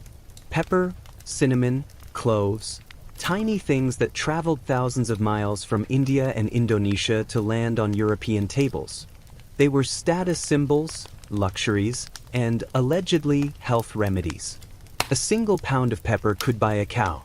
And so the spice trade became the medieval version of cryptocurrency, volatile, exotic, and surrounded by wild rumors. Merchants grew rich transporting it. Kings taxed it. And entire empires, centuries later, would kill for control of it. Guilds, the medieval middle managers. As towns grew, merchants and artisans realized they needed some order. Thus were born the guilds, part trade union, part cartel, part old boys club. Each craft had its own guild: weavers, bakers, blacksmiths, cobblers, candlemakers. They regulated prices, controlled quality, and made sure no outsider muscled in. Becoming a master took years of apprenticeship. You'd start young, learn the trade, and eventually produce a masterpiece. Literally, a work that proved your skill. If accepted, you could open your own shop. If not, well, enjoy another few years of unpaid training. Guilds were conservative but protective. They kept standards high, but innovation low. And while they claimed to serve God and the community, they mostly served themselves. Still, they gave towns a structure, a sense of pride, belonging, and occasionally baked goods shaped like saints. The urban revolution. By the late Middle Ages, cities were thriving like never before. Venice glimmered with wealth. Florence buzzed with bankers. Even smaller towns began to flex their civic muscles. Urban life offered opportunities the countryside never could: freedom from serfdom, education, trade, and, of course, gossip. The phrase "city air makes you free" wasn't just poetry. In many places, if a runaway serf lived in a town for a year and a day without being caught, they legally became free, which meant towns were full of escapees, both from feudal duty and from their pasts. The church frowned at the growing materialism. Preachers railed against vanity, greed, and the corruption of city life. But the cathedrals kept getting bigger, and the merchants kept donating to their construction, perhaps as a down payment on divine forgiveness. Fashion, luxury, and the new morality. Once money began to flow, so did fabric. Medieval fashion exploded in color and absurdity. Rich townsfolk wore bright dyes, elaborate sleeves, and hats that looked like they were designed by sleep-deprived architects. Sumptuary laws tried to keep people in their place, forbidding lower classes from dressing above their station. Naturally, everyone ignored them, because if you worked hard, traveled far, and risked everything on a shipment of pepper, you were going to wear whatever made you look rich, even if it got you fined. Luxury was no longer just for nobles. Middle-class merchants built stone houses, bought paintings, and commissioned prayers for their souls, the medieval equivalent of buying spiritual insurance. Greed had gone respectable. The moral hangover. With all this trade came guilt. The church warned that love of money led to sin. But people were learning that money also led to roofs, security, and better dinners. So everyone negotiated with their conscience, giving alms to the poor, endowing chapels, or sponsoring a few monks to balance the cosmic books. Pilgrimages also helped. Nothing eased the soul like walking a few hundred miles after overcharging someone for wool. By the 14th century, Europe had a full-blown merchant class, wealthy, literate, ambitious, and very aware that God probably disapproved of their profit margins. And yet, they couldn't stop. Because once you've tasted economic freedom, it's hard to go back to feudal loyalty. The world had discovered a new addiction: trade. From coin to power, money started to rewrite power itself. Kings borrowed from bankers, cities negotiated charters, and merchants financed wars. A rich man with gold could command more influence than a knight with a sword. The balance was shifting quietly, permanently. By the time the Renaissance dawned, the real power brokers were no longer the ones wearing crowns. They were the ones lending to them. And so, beneath the banners of chivalry and faith, a new world was forming, one of contracts, credit, and ambition. The medieval soul was changing, and with it, the future. Chapter 10. The Church of Power, Corruption, Indulgences, and the Long Road to Reformation. Let's glide now into a world of incense, gold, and solemn chanting. A world where faith and power were tightly interwoven, often indistinguishably so. The church wasn't just a spiritual guide. It was a political force, a financial institution, and occasionally a master of public relations disasters. The medieval church, heaven's bureaucracy. In the Middle Ages, the church touched nearly every aspect of life. Birth, marriage, death, all rites of passage required its blessing. Villages revolved around parish churches. Cathedrals towered over towns, visible from miles around. And monasteries dotted the countryside like islands of order. But alongside its sacred mission, the church amassed wealth and power. Popes and bishops managed lands, collected tithes, and commanded armies. Some lived modestly, others lived lavishly: palaces, fine clothes, and feasts that rivaled any noble household. To the average person, The church was both protector and exploiter, spiritual guide and heavy-handed landlord. Tithes, taxes, and the business of salvation.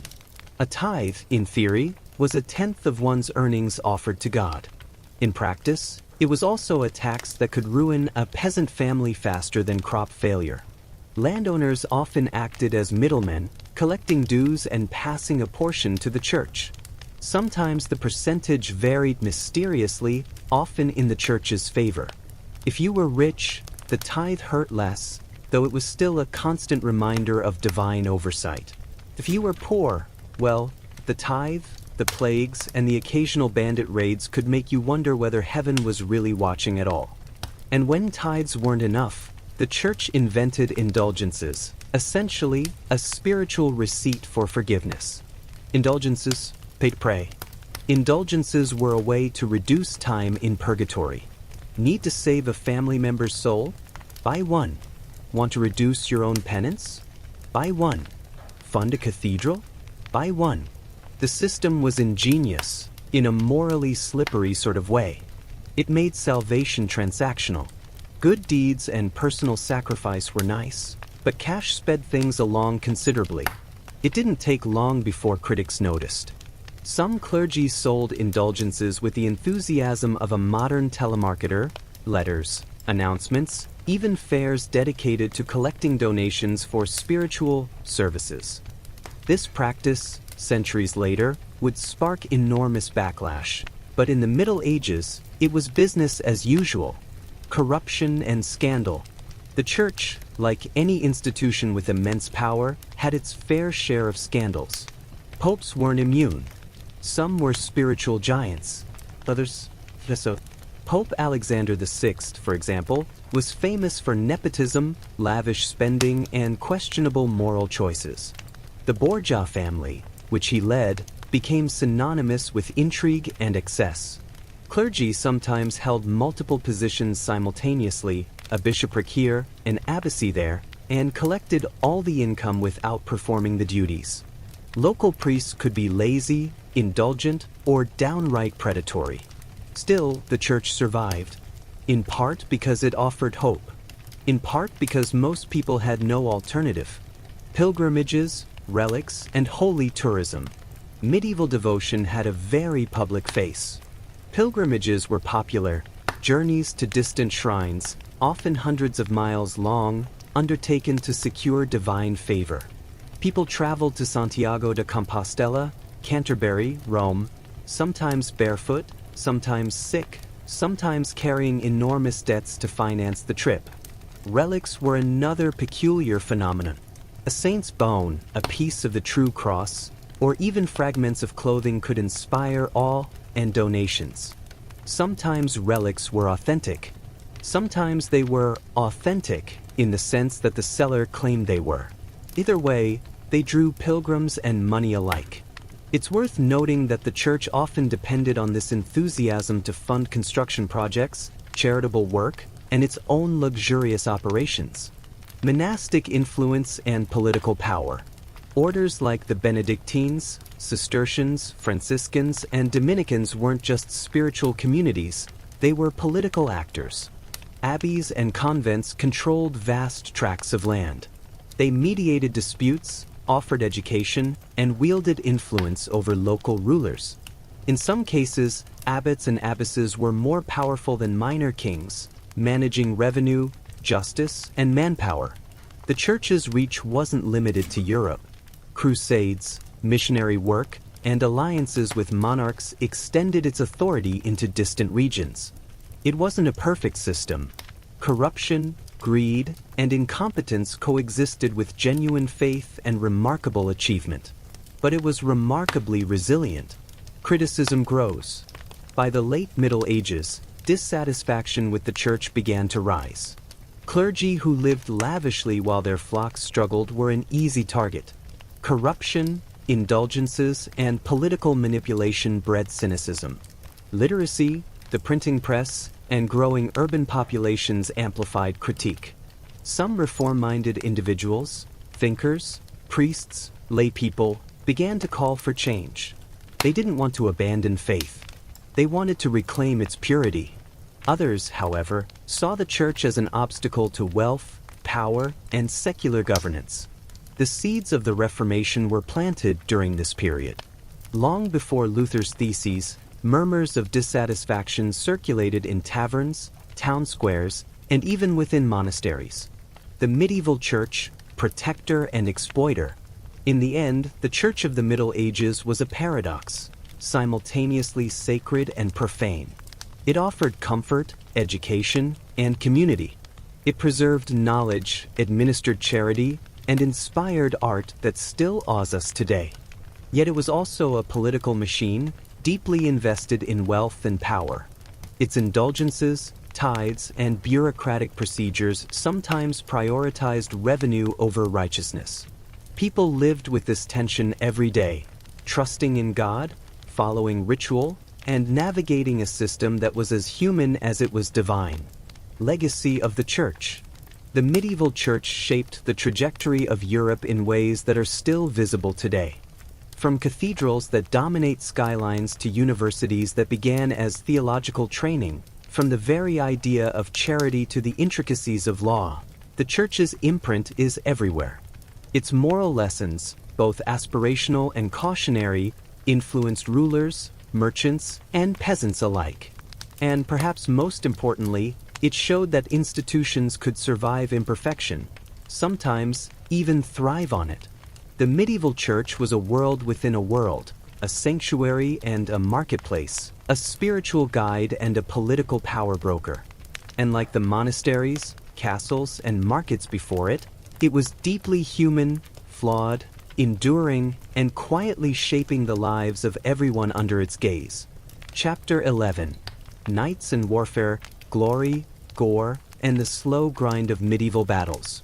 Let's leave the hushed echo of cathedral halls behind for a bit and step onto fields that were muddy, noisy, and vaguely terrifying. Welcome to the world of medieval warfare, a place where ideals, ambition, and sheer stubbornness collided, often leaving people dead in ways that modern medicine found inconvenient. The life of a knight. Being a knight in the Middle Ages was, in theory, glamorous. You trained from childhood, starting as a page, then a squire, and finally a knight. The path promised honor, land, and sometimes a chance to impress a lady. In practice, it also promised bruises, infections, and long hours polishing armor. Knights wore heavy armor that could weigh over 50 pounds. Underneath were layers of chainmail, padded garments, and straps. It wasn't particularly comfortable. Walking, sitting, or eating required minor contortions worthy of a circus performer. Their horses were armored too. Knights and mounts together could resemble a mobile fortress. And when they charged, clashing lances and hooves could crush anything in their path, including anyone unfortunate enough to stand nearby. Chivalry versus reality. Knights were supposed to follow the code of chivalry, brave, loyal, honorable, protective of the weak, which, if you read medieval chronicles, often sounded like a suggestion rather than a rule. Knights were expected to protect villagers, unless those villagers were wealthy enough to be taxed, in which case they were fair game. They swore loyalty to lords, but allegiances were flexible. Betrayal happened frequently enough that medieval diplomats learned to sleep with one eye open. Battles were rarely the romanticized tournaments we imagine. They were brutal, exhausting, and often dictated by boredom, logistics, or a sudden misunderstanding. Siege warfare, medieval patience tested. Most wars didn't end with glorious charges. They ended with sieges.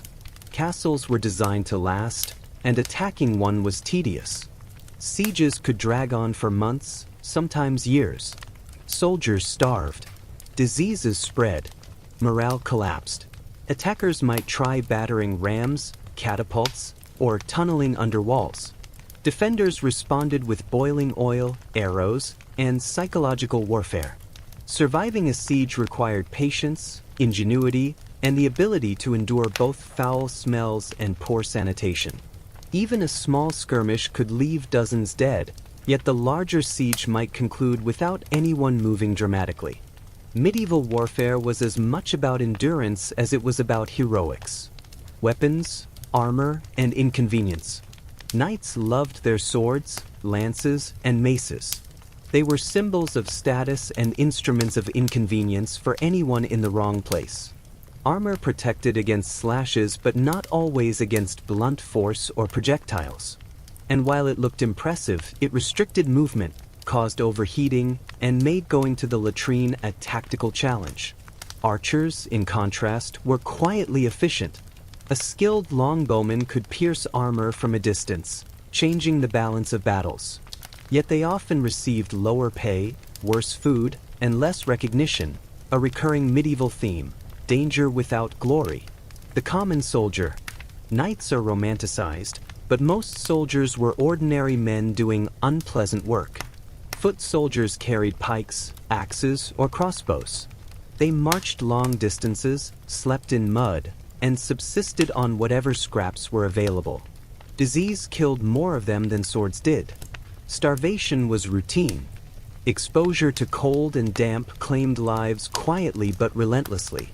For these men, the idea of glory was abstract. Survival was the real goal.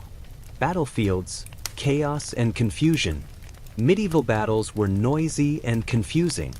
Dust, smoke, shouting, and the clash of steel made communication difficult. Commanders tried to maintain order with banners and horns, but messages often arrived late or inaccurately. It was not uncommon for knights to attack allies by mistake or for a retreating force to collide with reinforcements. Medieval warfare rewarded endurance, coordination, and luck far more than heroism. Mercenaries and opportunists. Not every soldier was loyal to a lord. Mercenaries were common, professional fighters for hire. They were effective, motivated, and sometimes unreliable. Paying them often strained resources, but not paying them could be disastrous. They might switch sides, pillage, or simply desert. Mercenaries highlight an inconvenient truth. Loyalty in the Middle Ages was mostly negotiable. Honor was real only when it aligned with profit. War and society. Warfare shaped society beyond the battlefield. Peasants paid for it with taxes, conscription, and loss of livestock. Towns suffered disruptions in trade. Famine and disease spread more easily in the chaos of war. Yet wars also drove technology and infrastructure. Castles improved, armor evolved, and strategies refined over generations. Europe became a place where preparation mattered as much as courage. Despite all this, knights and warfare retained their allure. Tournaments allowed knights to display skill without dying immediately. Pageantry, jousting, and the occasional parade made war look theatrical. Romance, poetry, and storytelling immortalized battles, often ignoring the mud, stench, and misery that defined real conflict. Knights became symbols of ideals, loyalty, courage, and spectacle. Reality was messier, but the dream persisted. Reflection. In the end, medieval warfare was a slow grind punctuated by brief flashes of heroism or tragedy. It demanded endurance, patience, and a degree of indifference to personal comfort. Knights, soldiers, and commanders navigated the challenges of armor, strategy, and human error, often with mixed results. For the average person, war was never glorious. It was a disruption, a danger, and an unavoidable part of life under feudal systems. Yet the legacy of knights and battles endures, shaping culture, art, and the romantic imagination centuries later. And for those listening quietly tonight, it's a reminder: the Middle Ages were complicated, exhausting, and persistently human. Chapter 12: Famine and Food: How Hunger Shaped Medieval Lives and Deaths. Now, let's leave the battlefields behind and wander into something quieter, slower, and far more persistent: hunger. Famine was a constant companion in the Middle Ages, subtle, creeping, and occasionally catastrophic. Unlike knights or merchants, it did not strike with banners or bells.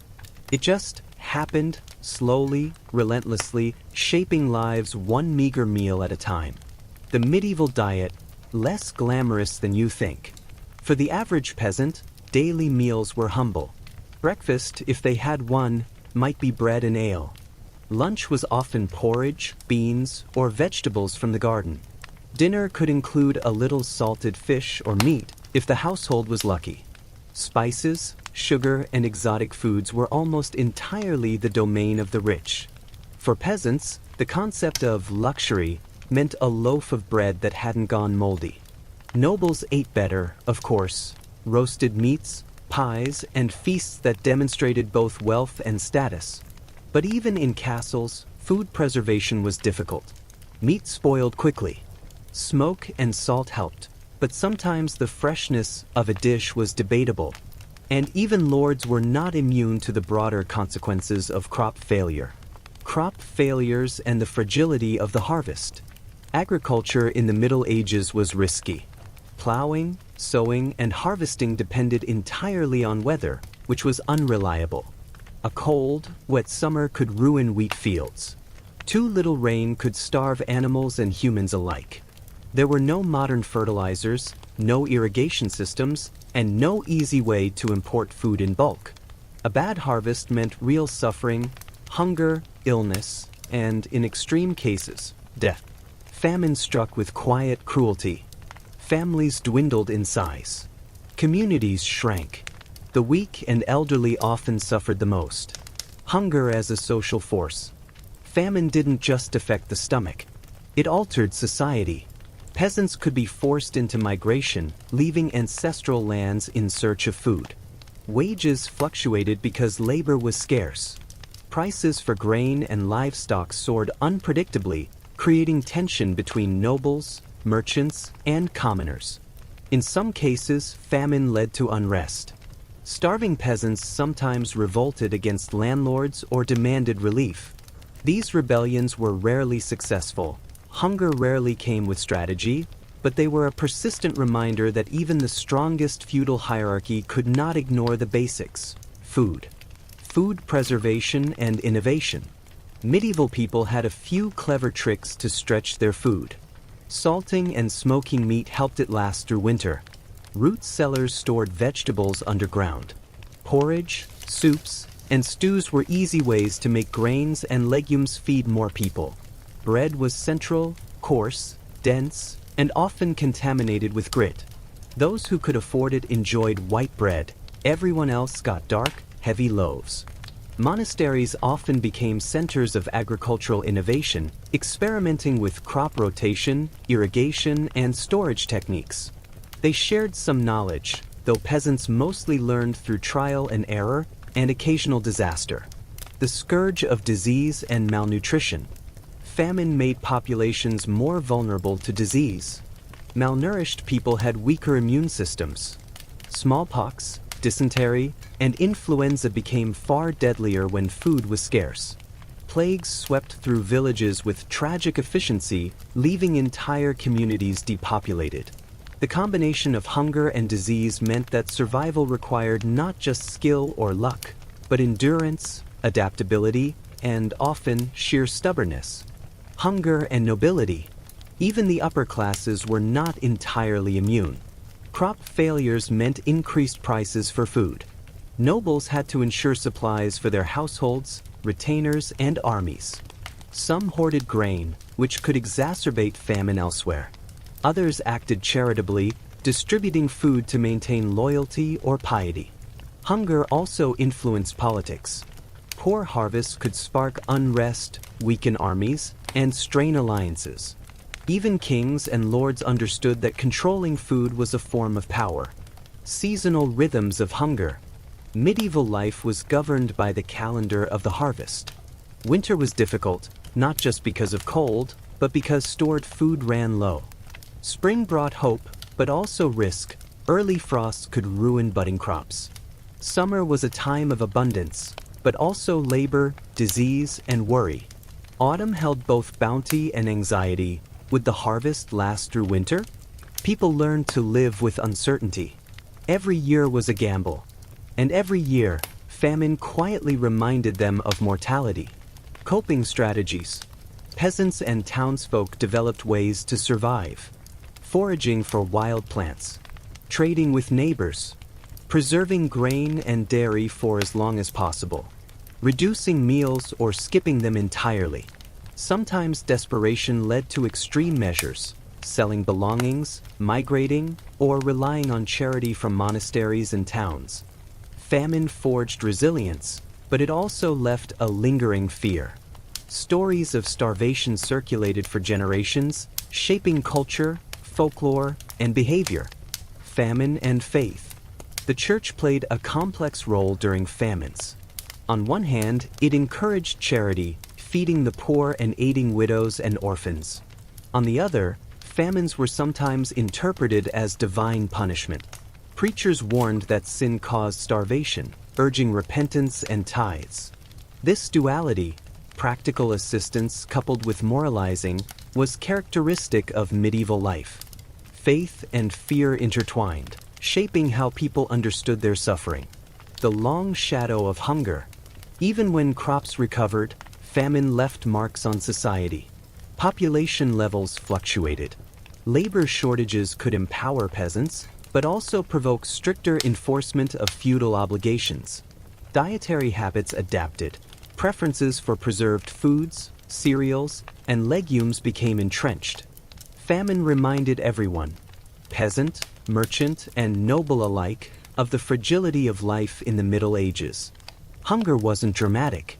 It didn't announce itself with fanfare. It crept quietly, reshaping bodies, minds, and social structures with steady, insistent force. Chapter 13, Plague and Pestilence, when disease dominated daily life. Now let's drift into a topic that was both terrifying and inescapable in the Middle Ages: disease. Plague, pestilence, and illness were constant companions, creeping into villages, towns, and castles alike. Unlike hunger or war, disease didn't negotiate or discriminate. It simply existed, quietly shaping every life it touched. The reality of medieval disease. Medieval medicine was imaginative. Doctors used herbs, prayers, and oddly specific rules about humors, blood, phlegm, black bile, and yellow bile. Balance them, and you were healthy. Disrupt them and expect fevers, vomiting, or worse. Bloodletting, purging, and poultices were standard treatments. Sometimes they helped. Often they didn't. And occasionally they made things worse. But in an era without microscopes, germs, or vaccines, people did their best. Everyday illness. Life in the Middle Ages was already a precarious balance. Poor sanitation, crowded homes, and contaminated water made minor illnesses deadly. Respiratory infections, dysentery, and fevers could easily kill children, who were especially vulnerable. Survival was a mix of luck, resilience, and access to food. If you were well-nourished, you had a fighting chance. Even the wealthy weren't immune. Disease could strike castles, courts, and cathedrals. Plague didn't check social status. It ignored wealth, land, and titles. The Black Death. The most infamous outbreak, of course, was the Black Death of the 14th century. Arriving in Europe around 1347, it spread like wildfire along trade routes, rivers, and crowded cities. Estimates suggest that 1/3 to 1/2 of Europe's population died. Entire villages vanished. Towns emptied. Farms lay fallow. People struggled to understand what was happening. Some blamed miasmas, bad air. Others blamed sin, witches, or divine wrath. Flagellants wandered the countryside, whipping themselves in penance, hoping to avert divine punishment. It mostly didn't work. The plague killed quickly and indiscriminately. Buboes, fevers, and vomiting were common. Death could arrive within days. And because medicine was ineffective, fear spread as fast as the disease itself. Social consequences. The Black Death reshaped society. Labor became scarce, giving surviving peasants leverage to demand better wages or leave their feudal obligations. Landowners scrambled to maintain estates. Rents fluctuated. Towns struggled to recover. Religious institutions also felt the impact. Priests, monks, and nuns succumbed alongside the lay population. Some survivors questioned faith itself. Others doubled down, seeking salvation amid the devastation. Plague exposed inequalities, reshaped economies, and forced communities to adapt, all while leaving a lingering psychological scar. Everyday precautions. Even outside of pandemics, people took precautions, some practical, some superstitious. Boiling water, herbal remedies, and quarantines were occasionally used. Masks, amulets, and prayers were also popular. Interestingly, some cities instituted early public health measures, like isolating incoming ships for 40 days, the origin of the word quarantine. People didn't fully understand germs, but they learned patterns. Disease followed trade, travel, and crowding. Avoiding it required observation, caution, and sometimes retreat into rural isolation. Psychological impact. Living with disease shaped medieval consciousness. Mortality was omnipresent. People saw death daily, in their families, neighbors, and communities. Children learned early that life was fragile. Adults lived with anxiety, ritual, and preparation. Funerals were common, grief was constant, and the imagination of the time reflected this. Visions of the afterlife, moralizing tales, and saintly intercessions dominated culture. Even humor and literature carried an undercurrent of disease awareness, darkly ironic, gently sardonic, and quietly fatalistic. Plague and the economy. The repeated waves of plague forced economic adaptation. Wages for laborers rose due to scarcity. Trade slowed or shifted. Agriculture became more mechanized where possible. Some industries collapsed temporarily, others thrived, especially those producing necessities or luxury goods for the shrinking but surviving population. The Black Death also indirectly catalyzed social mobility. Survivors inherited land, wealth, and opportunity, a grim redistribution enforced by disease itself. The Long Shadow. Disease left a deep mark on medieval society. It wasn't only the immediate death toll. It shaped attitudes toward life, work, faith, and authority. Communities learned to endure, adapt, and sometimes exploit the chaos to rebuild stronger. Plague reminded everyone that human plans were fragile. Kings, knights, merchants, and peasants were equally vulnerable. And while the specifics of medicine have changed dramatically, the medieval experience with disease offers a humbling lesson. Life is unpredictable, mortality is certain, and resilience is essential. Reflection. By the end of the Middle Ages, Europeans had experienced a harsh education in survival. Famine taught patience and resourcefulness. War taught endurance and strategy. Plague taught humility and adaptation. Together, these forces created a society that was resilient, observant, and quietly persistent, even in the face of relentless, invisible threats. The daily rhythm of medieval life was often dictated by the proximity of death, scarcity, and uncertainty. And yet, people lived, loved, worked, and prayed, slowly, carefully, and with a gentle insistence on continuation. Chapter 14. Medieval Childhood, Innocence, Privilege, and Peril in a Harsh World. Now let's drift into a quieter, smaller corner of medieval life, the world of children.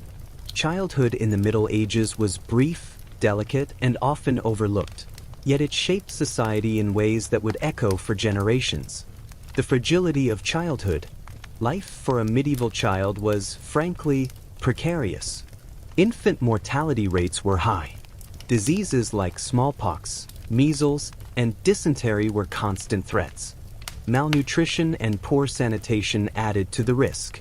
Many children never lived past their 5th birthday. Families knew this reality. It shaped their expectations, their routines, and the way they expressed affection.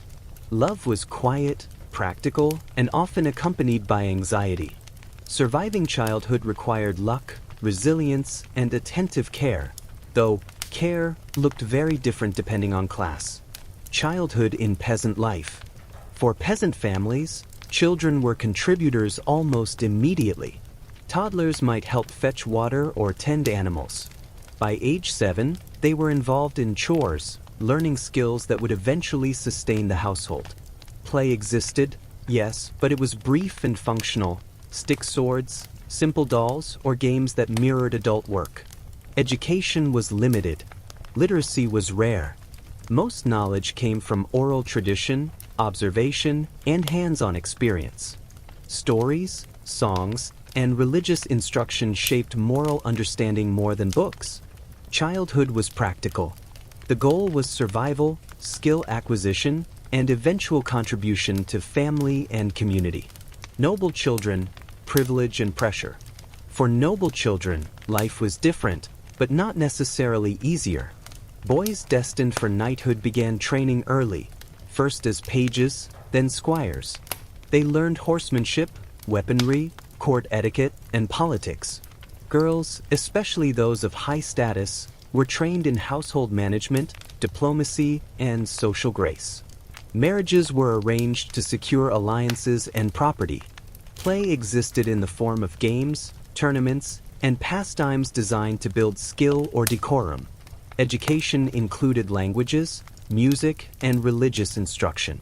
Literacy was more common among noble children, but still a privilege. Even with privilege, childhood was a period of preparation, training, and expectation. Freedom, in the modern sense, was scarce. Education and apprenticeship. Across all classes, education was often practical rather than theoretical. Monasteries and convents offered schooling for children of clerical or noble families. Town schools taught reading, writing, arithmetic, and sometimes Latin. For many, education was a pathway to social mobility, or at least a means to secure a stable life. Apprenticeships were common for boys and sometimes girls. A child might begin learning a trade as young as 7 or 8. Skills were passed down meticulously, often through rote learning, observation, and repetition. Childhood was short, and preparation for adult responsibility began early. Play and leisure.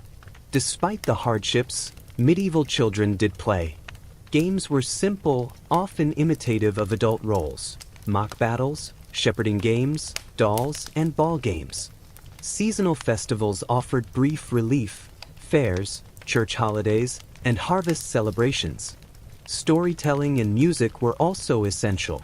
Tales of saints, heroes, or local legends entertained and educated simultaneously. Play, however, was always balanced with work. Childhood was a liminal stage, neither full participation in adult society nor the carefree innocence we imagine today. Risks and perils. Children faced dangers adults often accepted as inevitable. Illness, accidents, and malnutrition were constant threats. Child labor, while normalized, could be physically demanding or even deadly. Abductions, warfare, and exposure to crime or feuding were potential hazards in certain regions. Even for the privileged, risk existed. Boys training as squires could be injured during combat exercises. Girls sent to other households for marriage or service faced social and emotional vulnerability. Childhood was never entirely safe. Survival was an achievement. Childhood and mortality. Because death was common, children were both cherished and understood as fragile. Parents often had multiple children, partly because they expected losses. Baptism and religious rites were crucial, not just spiritually, but as insurance against an untimely death. Communities supported one another through shared loss. Funerals for children were common, and grief was tempered by practical understanding. The brevity of life shaped how medieval society valued youth, education, and preparation. Reflection. Medieval childhood was a balancing act between vulnerability and growth. Peasant children contributed to survival, learned essential skills, and played when possible. Noble children navigated privilege, expectation, and early responsibility. All children lived with the awareness that life was uncertain, fragile, and influenced by forces beyond their control: famine, disease, and social structures. Childhood in the Middle Ages was shorter, harder, and more immediate than we often imagine. Yet within its constraints, children laughed, learned, and adapted. They absorbed lessons in survival, loyalty, and resilience that would carry them into adulthood, shaping the rhythm of medieval life one small step at a time. Chapter 15. Marriage, Family, and Dynastic Drama. The Medieval Home as a Stage. Let's drift now into the intimate, complicated world of medieval households, where love, duty, and ambition tangled in quiet, relentless ways. The medieval home wasn't just a place to sleep and eat, it was a stage for alliances, inheritance, and occasionally subtle chaos. Marriage, arrangement over romance. In most cases, marriage wasn't about love. For nobles and royalty, it was a tool, a way to secure alliances, consolidate power, and preserve property. A young noble might be promised to a distant cousin before they could even speak in full sentences. Negotiations involved dowries, lands, and titles, often more carefully considered than the actual feelings of the couple. For commoners, marriages were somewhat more flexible but still practical. Families arranged unions to ensure economic stability, social cohesion, and sometimes survival. Love might develop, but it was rarely the deciding factor. Courtship, consent, and compromise. Consent existed in theory, but social and familial pressures often outweighed personal choice. Young people could object, sometimes successfully, but the consequences could be socially and economically harsh. Courtship rituals varied.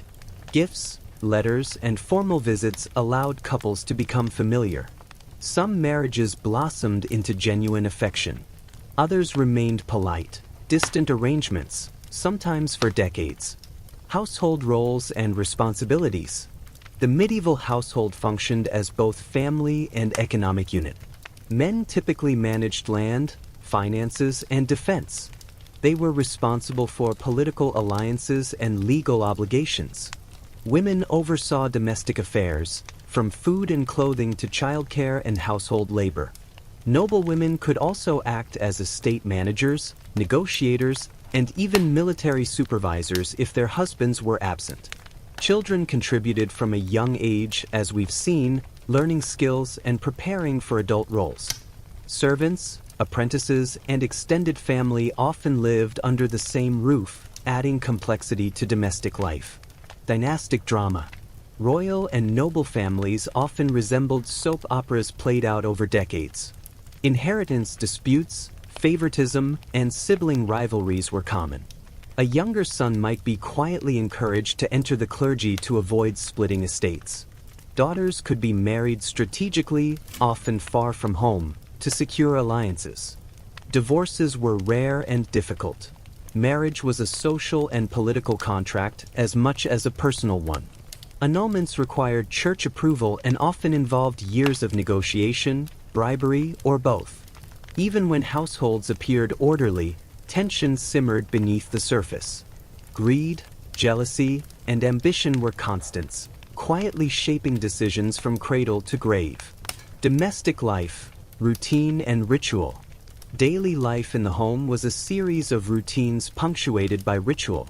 Meals were shared according to status. Noble tables had multiple courses, servants, and etiquette rules. Peasant families ate simply, often together, but always efficiently. Religious observance structured the day, prayers at dawn, midday, and evening. Festivals and saints' days brought both celebration and communal reinforcement. Hygiene varied.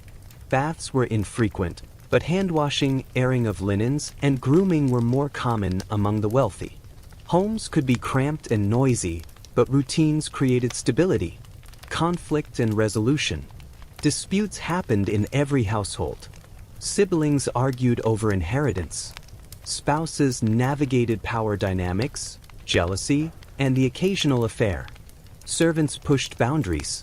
Children tested limits. Resolution often relied on hierarchy, social norms, or the quiet persistence of duty.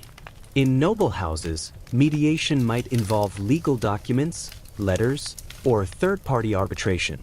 In peasant households, it relied on community ties, pragmatic compromise, and sometimes silent endurance. Love and affection.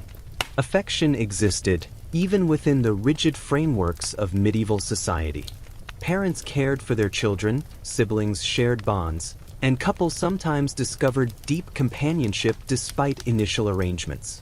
Expressions of love were often subtle: a gesture, a shared responsibility, or a carefully considered dowry.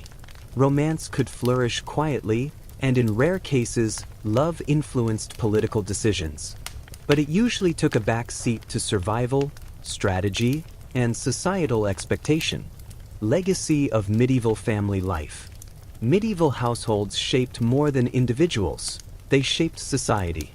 Marriage dictated alliances, inheritance structured power, and domestic life taught skills, patience, and resilience. Family was both safety and constraint, nurturing and demanding, a microcosm of the broader social order. The medieval home was a stage where ambition, affection, and obligation played out quietly, persistently, and often unremarkably. Yet within that quietness, the rhythms of life, work, care, conflict, and ceremony prepared each generation to navigate the challenges of their world. Chapter 16. Religion, Superstition, and the Everyday Mysteries of Medieval Belief. Let's settle into the quieter, more contemplative aspects of medieval life: faith, superstition, and the ways people tried to make sense of a world that was often confusing, frightening, and inexplicably cruel. Religion was not just a personal matter. It was woven into every aspect of daily existence, from work to leisure, birth to death. The omnipresence of faith. Churches dominated skylines, monasteries dotted the countryside, and the sound of bells marked time and ritual. Faith dictated the calendar. Saints' days, feast days, and holy observances structured life, offering rhythm and familiarity. Prayers were a form of insurance against misfortune, crop failure, disease, or unexpected violence. Even merchants and craftsmen, busy with trade, paused for devotion, because ignoring the divine was considered unwise, if not dangerous. Religion was a social glue, a psychological comfort, and sometimes a subtle tool of social control. Superstition and daily life. Alongside official faith, superstition flourished. People believed in fairies, demons, witches, and spirits. Signs and omens guided decisions. The flight of birds, the behavior of animals, or the appearance of comets could indicate fortune or disaster. Herbal remedies, charms, and simple rituals were common in households. A pinch of salt, a circle of chalk, or a whispered prayer could ward off illness or bad luck, or at least give people the illusion of control. Superstition and faith often blended seamlessly, making the medieval worldview both magical and moralistic. Pilgrimage and devotion. Pilgrimages were an expression of both faith and social practice. Traveling to distant shrines allowed people to demonstrate piety, seek miracles, or atone for sins. Popular destinations included Santiago de Compostela, Canterbury, and Rome. Journeys were long, uncomfortable, and sometimes dangerous, but they offered spiritual reward and social prestige. Pilgrims carried badges, tokens, and relics as proof of their devotion. The souvenirs were believed to protect them and bring blessings to their communities. Even modest pilgrims embraced ritual and storytelling, weaving personal experiences into shared religious culture. Relics and holy objects. Relics were both sacred and practical. Bones, clothing, or items associated with saints drew pilgrims, enhanced prestige, and sometimes generated revenue for churches. Some relics were genuine, others were less verifiable. Either way, they were powerful symbols. Touching, kissing, or praying before a relic was thought to influence health, fortune, and spiritual well-being. The medieval mind treated physical objects as conduits of the divine, a tangible bridge between mortal and heavenly realms. Everyday religious practice.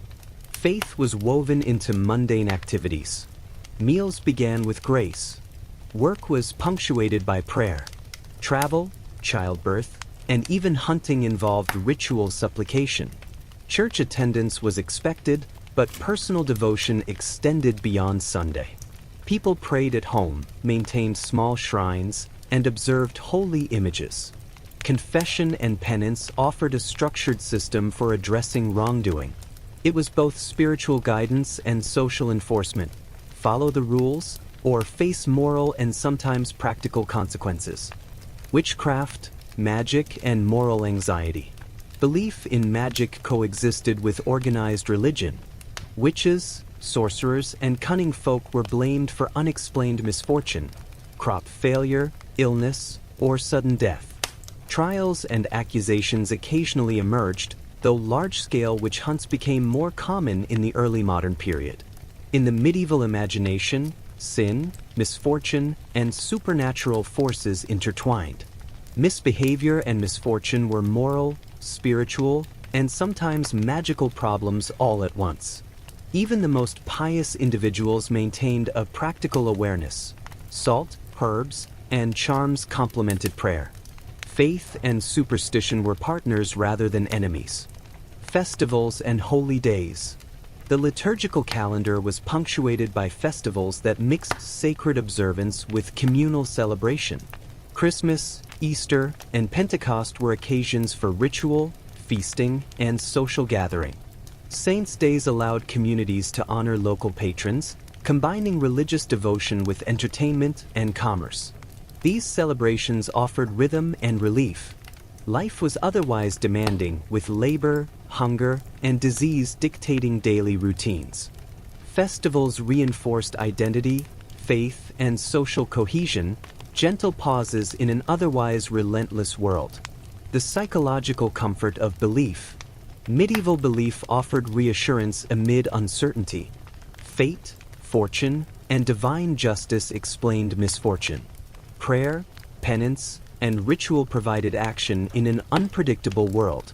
Communities relied on shared belief to navigate fear, illness, and scarcity. Even small acts, a whispered prayer, a touch of relic, or observance of a holy day, created a sense of agency and connection.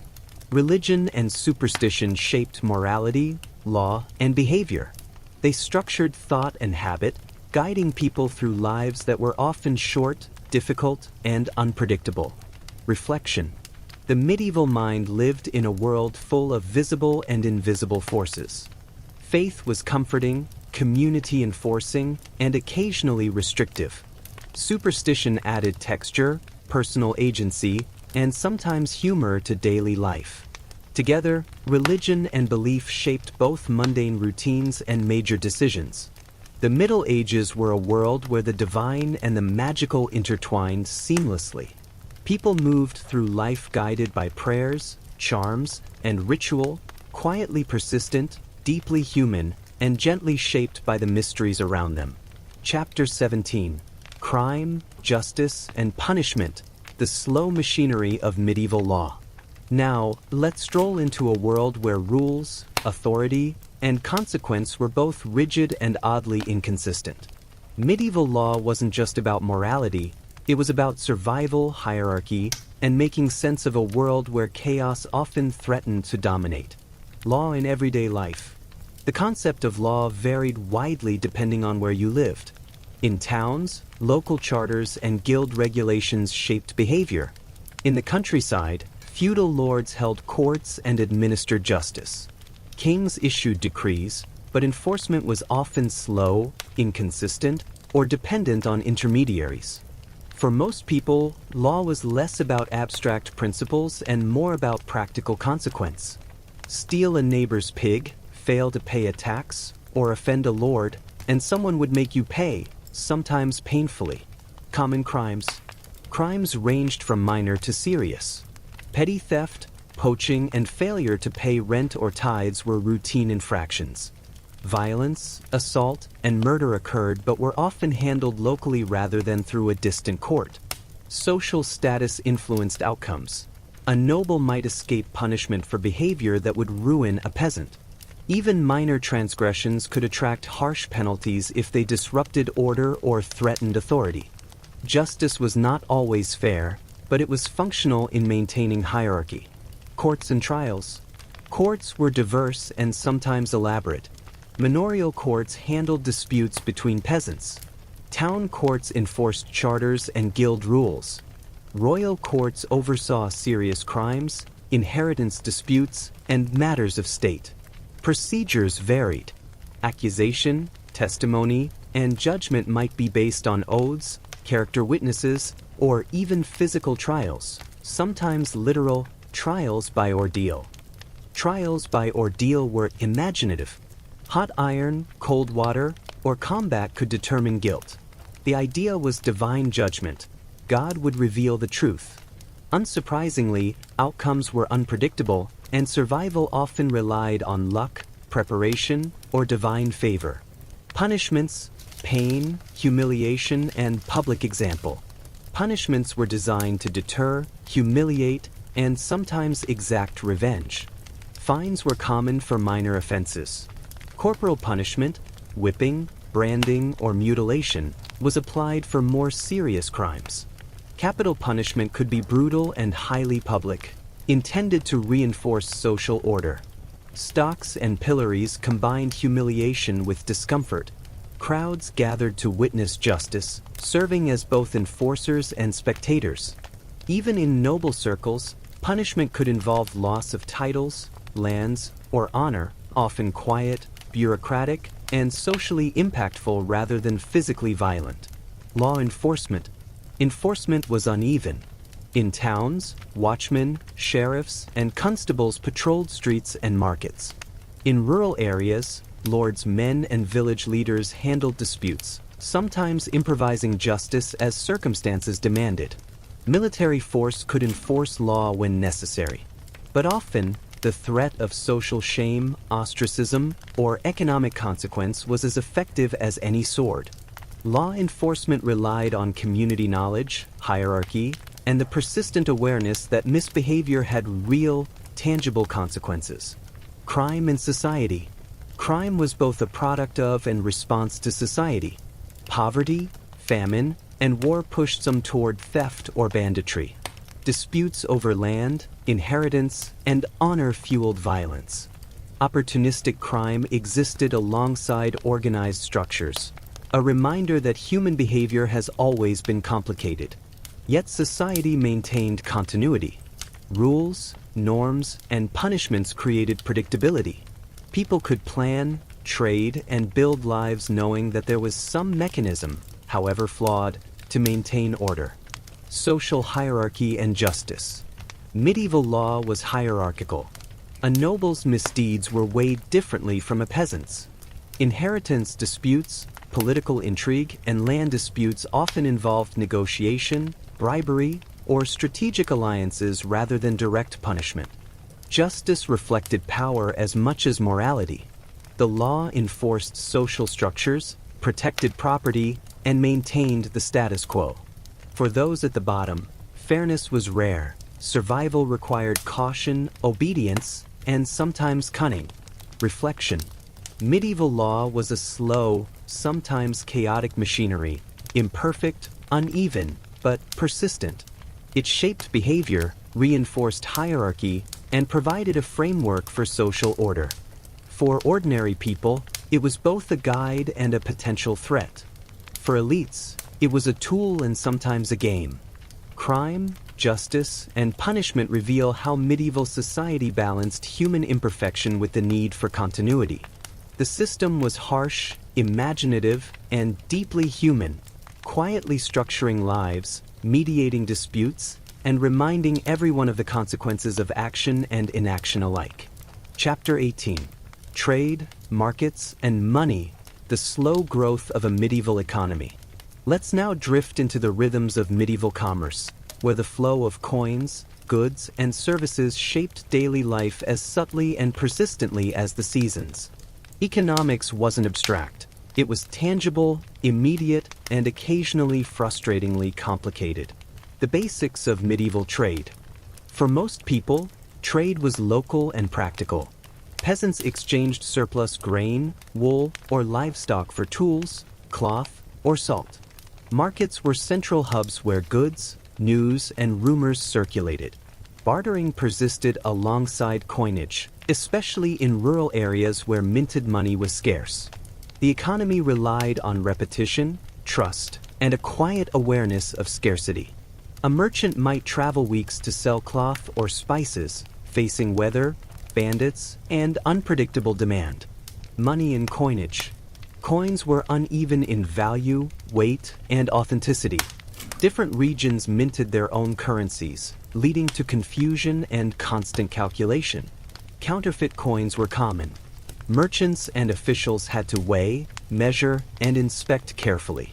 Even wealthy households maintained scales, weights, and accounting ledgers to avoid being cheated. Money was precious and often hoarded. Credit systems were emerging, but cash remained king. Large transactions required planning, negotiation, and patience. Markets and fairs. Weekly markets and annual fairs were vital to medieval life. Markets offered necessities, grain, wool, livestock, and household goods. Fairs brought luxury items, exotic spices, and imported textiles, often from distant regions like Italy, Flanders, or the Levant. People traveled long distances to attend fairs, making them centers not just of commerce, but of news, gossip, and social interaction. Fairs were also regulated by charters, tolls, and guild oversight.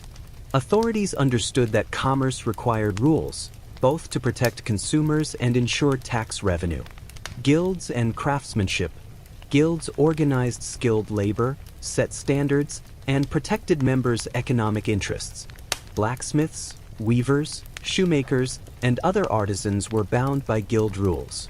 Apprenticeships ensured knowledge transfer and maintained quality. Guilds also functioned socially, offering support during illness, death, or misfortune. Membership provided status and stability, but it also limited competition. Innovation was controlled, and entry required time, skill, and often fees. Long-distance trade. Trade wasn't confined to villages and towns. Merchants traveled rivers, seas, and mountain passes, bringing cloth, spices, metals, and luxury goods from distant lands. Italian city-states, Hanseatic League towns, and other hubs dominated long-distance commerce. Trade networks required contracts, letters of credit, and sometimes armed protection. Exotic goods were expensive and mostly accessible to the elite, yet their presence influenced culture, fashion, and cuisine across Europe. Taxes, tolls, and economic control. Economic activity was always under scrutiny. Lords, kings, and town councils levied taxes, tolls, and fees. Toll bridges, market dues, and tariffs were routine. These obligations funded armies, infrastructure, and administrative costs, while occasionally inspiring peasant grumbling or revolt. Money and trade were inseparable from power. Those who controlled markets often controlled influence. Everyday economic life. For ordinary people, the economy was daily, immediate, and concrete. Peasants monitored crop yields, bartered goods, and ensured their families were fed. Town dwellers navigated markets, prices, and guild regulations. Survival depended on attention to value, timing, and reliability, traits that persisted quietly across generations. Even the smallest economic decisions could mean the difference between sufficiency and scarcity. Reflection. Medieval trade was slow, sometimes cumbersome, but remarkably adaptive. Markets and fairs brought people together, circulating goods, ideas, and culture. Guilds maintained standards and security. Merchants navigated uncertainty with patience, calculation, and endurance. The medieval economy grew in fits and starts, driven by necessity, innovation, and human persistence. It was not glamorous, but it was the lifeblood of society, quietly shaping survival, status, and opportunity across every stratum of life. Chapter 19: Medicine, Healing, and the Strange Remedies of the Middle Ages. Let's now drift into the world of medieval medicine, where curiosity, superstition, and observation combined in equal measure. Healing was less a science and more a mixture of ritual, herbs, and careful experimentation, sometimes helpful, sometimes not so much. Understanding the body. Medieval medicine was guided by the humoral theory: blood, phlegm, black bile, and yellow bile. Illness was thought to result from imbalance. Fever, vomiting, or lethargy indicated one humor dominating another. Doctors, barbers, and wise women attempted to restore balance using diet, bloodletting, purges, and herbal remedies. Anatomy was imperfectly understood. Dissections were rare, and religious and cultural taboos limited experimentation. Yet keen observation often allowed practitioners to identify patterns, even if the underlying causes were mysterious. Physicians and healers. Physicians were often educated in universities, studying texts from Galen, Hippocrates, and later Arab scholars. They diagnosed by pulse, urine color, and patient complaints. Treatments were a combination of diet, herbs, and sometimes ritual. Physicians were expensive, so their services were mostly reserved for nobles and wealthy townsfolk. For common people, local healers, midwives, and herbalists provided care. They relied on plants, poultices, charms, and oral knowledge passed down through generations. Their success varied, but they were accessible and often pragmatic. Hospitals and care. Hospitals existed, though differently than today's institutions. Many were attached to monasteries or convents. They cared for the sick, elderly, and travelers. Treatment emphasized comfort, prayer, and simple remedies. Hygiene was rudimentary, but communities valued these places for both practical care and spiritual support. Hospitals were as much about charity and religion as they were about curing disease. Healing and salvation were intertwined, and care was holistic in a quiet, contemplative way. Herbal remedies and folk medicine. Plants were the backbone of medieval treatment. Willow bark for pain, garlic for infection, and chamomile for stomach upset were common. Complex herbal mixtures could include dozens of ingredients, sometimes more for ritual than efficacy. Some remedies were effective, others neutral, and a few questionable. Charm, prayer, and ritual often accompanied herbal treatment. Healing was part medicine, part faith, part superstition, all mixed in ways that were quietly functional. Surgery and physical treatment. Surgery was rudimentary and risky. Broken bones, abscesses, and injuries were treated with splints, cauterization, or simple excision. Anesthesia was limited. Alcohol, opium, or herbal concoctions dulled pain, but not entirely. Barber surgeons performed minor operations, including bloodletting and tooth extraction. They were practical, skilled, and occasionally terrifying, moving through villages and towns with tools and a quiet confidence born of necessity. Disease and public health. Disease shaped both medical practice and social behavior. Plagues, fevers, and infections were common. Communities learned empirically what helped. Isolation, clean water where possible, and avoidance of the visibly sick. Even without full understanding of germs, patterns of contagion were recognized. Religion, superstition, and medicine overlapped. Prayers, charms, and rituals accompanied treatments. Faith and practice worked side by side, offering comfort even when cures were limited. Reflection. Medieval medicine was a combination of observation, inherited knowledge, and experimentation, tempered by ritual and superstition. It was rarely glamorous, often ineffective, but always persistent. Practitioners of all kinds sought to relieve suffering, guided by whatever understanding and resources were available. Healing in the Middle Ages was slow, cautious, and deeply human. It reminds us that care, observation, and the desire to help have long been central to the human experience, even in a world where mortality, disease, and uncertainty were ever present. Chapter 20, Monarchy, Power, and Court Intrigue, the slow dance of authority in the Middle Ages. Now, let's drift into the grand, gilded halls of medieval power, where authority was both public and intensely personal, and where intrigue flowed quietly beneath ceremonial pomp. Monarchs ruled not only through law and force, but through ceremony, perception, and the subtle choreography of court life. The nature of monarchy. Kings and queens were at once symbolic and practical rulers. They embodied divine authority. The divine right of kings was more than a phrase. It was a social and religious reality. Subjects believed rulers were chosen by God, a belief reinforced through coronations, rituals, and public display. Yet practical governance required negotiation, administration, and attention to detail. A monarch might preside over court cases, levy taxes, command armies, and resolve disputes, all while maintaining appearances and prestige. Power was visible and performative. Authority was strengthened by ceremony, loyalty, and the subtle arts of diplomacy. Court life. Courts were hubs of politics, culture, and hierarchy. Nobles, advisors, and retainers gathered around the monarch. Each had roles, obligations, and ambitions. Court life involved ceremonies, banquets, and formal audiences. Etiquette mattered. A misplaced gesture could have consequences. Every interaction carried political weight, even if subtle. A glance, a gift, or a seating arrangement could signal favor or disapproval. Courts were both protective and constraining.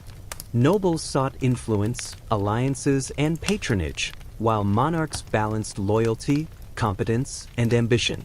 Intrigue and alliances. Medieval politics thrived on alliances, marriages, and quiet maneuvering. A well-timed marriage could shift the balance of power. Treaties, oaths, and agreements bound families, towns, and kingdoms together, sometimes temporarily, sometimes for generations. Intrigue was rarely violent at first. Gossip, subtle influence, and strategic favors were tools as potent as swords. Ambition, jealousy, and personal rivalries shaped decisions behind closed doors. Monarchs and advisors often needed patience, subtlety, and keen observation to maintain control. Nobility and power dynamics. The nobility acted as both support and potential threat. Lords controlled land, soldiers, and revenue. They owed allegiance to the monarch, but local autonomy meant that loyalty was negotiable. Discontent among nobles could lead to rebellion, slow compliance, or silent obstruction. Monarchs relied on a mixture of reward and coercion. Titles, offices, and lands ensured loyalty. Punishment, fines, or exile discouraged dissent. Power was a constant balancing act. Visible authority underpinned by careful negotiation, observation, and sometimes quiet intimidation. Administration and bureaucracy. Medieval monarchs relied on record-keeping, charters, and councils. Royal scribes, clerks, and administrators managed finances, law, and correspondence.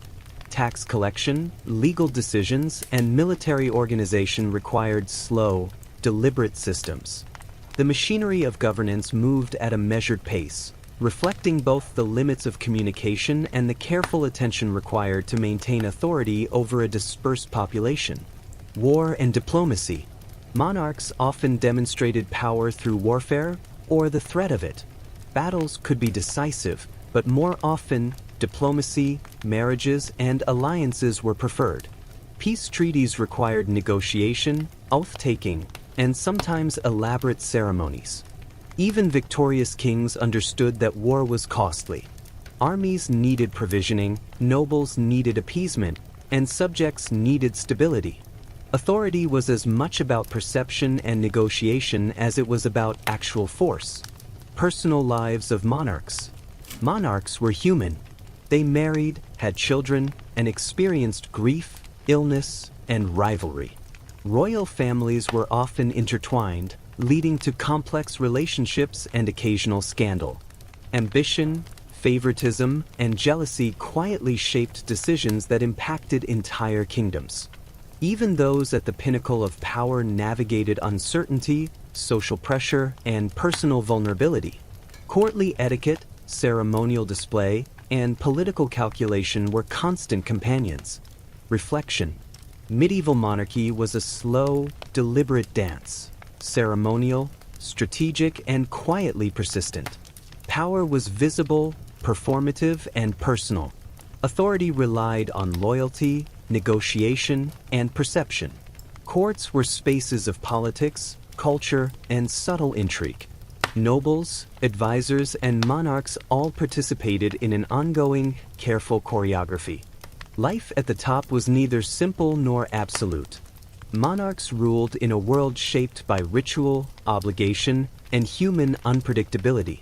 Authority, like the seasons, moved with steady rhythm, sometimes harsh, sometimes gentle, but always inescapable. Chapter 21: Education, Literacy, and Knowledge. The quiet growth of learning in the Middle Ages. Now let's drift into the more contemplative corridors of medieval life, where books, lessons, and quiet study shaped minds and society.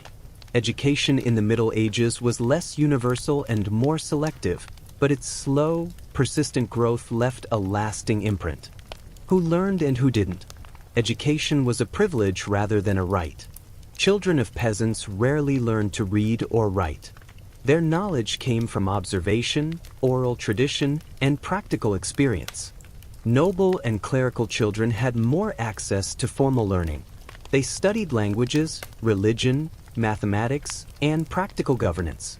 Monasteries and cathedral schools were centers of literacy.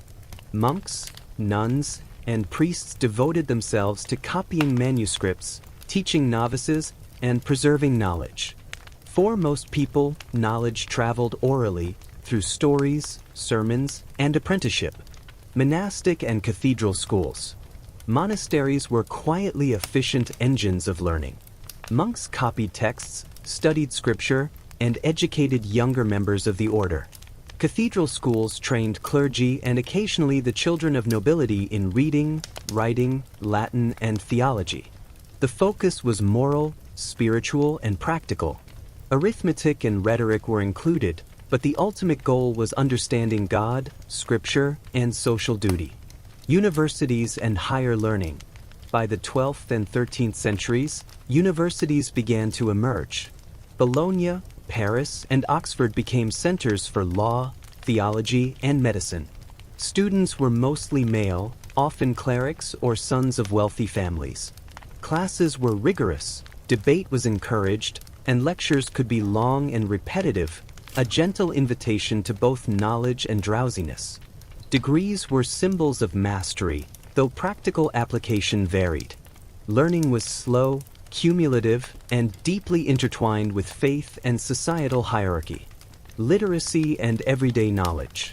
Literacy was limited but growing. Merchants, scribes, and officials developed practical literacy for record-keeping, contracts, and correspondence. Letters, ledgers, and charters were essential tools for economic and political life.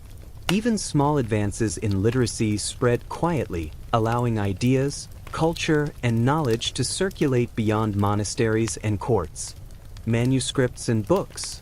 Books were rare, precious, and labor-intensive to produce. Monks copied texts by hand, often embellishing them with intricate illustrations and decorations.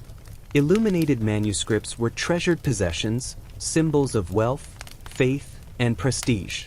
Ownership of a book conveyed status, but it also allowed access to ideas, scripture, and learning, a quiet, cumulative influence on medieval thought. Knowledge beyond books. Observation, oral tradition, and apprenticeship were equally important. Peasants learned agricultural techniques, herbal remedies, and animal husbandry without ever opening a book. Artisans passed down skills through demonstration and repetition. Wisdom, in practice, often mattered more than formal learning. Education was not confined to classrooms or monasteries. It was embedded in daily life, work, and ritual. Reflection. Medieval education was a quiet, patient process. Learning was selective, slow, and cumulative.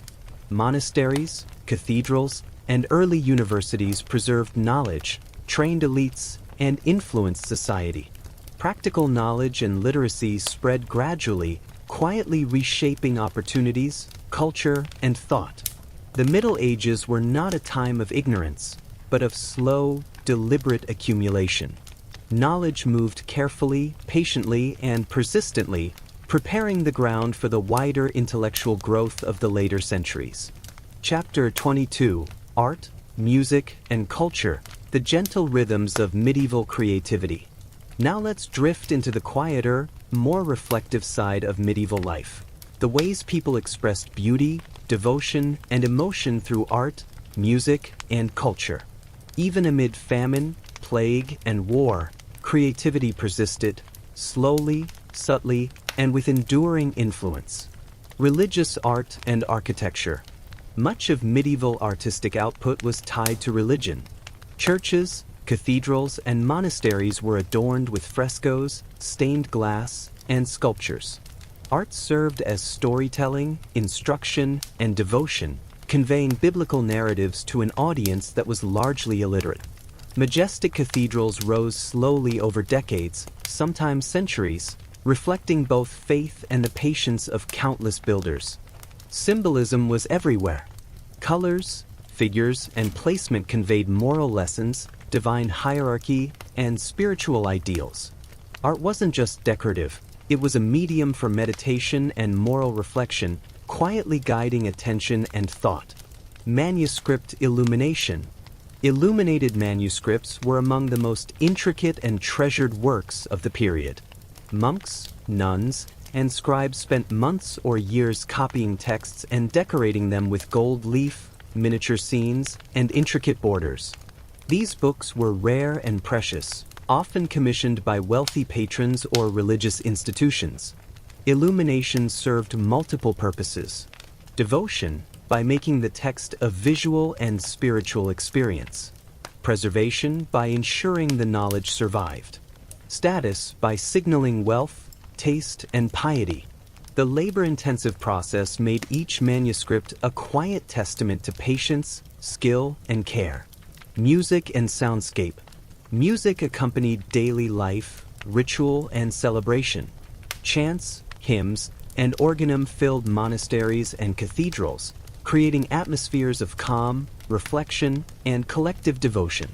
Secular music existed as well. Minstrels, troubadours, and traveling musicians entertained in courts, towns, and festivals. Instruments included lutes, harps, flutes, and simple percussion. Music marked occasions, told stories, and offered emotional release. Music was both personal and communal, subtly structuring mood, ritual, and memory. Festivals and public culture. Festivals provided a slower rhythm to everyday life. Feasts, fairs, and religious celebrations punctuated work with communal experience. Dances, pageants, and performances reflected local traditions, seasonal changes, and social cohesion. Even playful competitions, archery contests, mock battles, or games, were cultural expressions of skill, community, and subtle hierarchy. Cultural life was both quiet and persistent, shaping shared identity, memory, and expectation. Crafts and everyday creativity. Artistry extended beyond cathedrals and courts. Pottery, weaving, metalwork, and woodworking were integral to daily life. Skilled craftspeople combined utility with aesthetics, producing objects that were both functional and beautiful. Designs were often geometric, symbolic, or patterned after nature, quietly demonstrating both taste and skill. Even ordinary objects reflected creativity, subtly enriching the fabric of medieval life. Reflection. Medieval art, music, and culture were slow-moving, deliberate, and deeply human. Creativity was intertwined with devotion, status, and daily routine. The rhythms of work, ritual, and leisure provided space for expression, reflection, and continuity. Even in difficult times, people shaped their world with beauty, care, and imagination. Quietly persistent, gently enriching, and enduringly influential.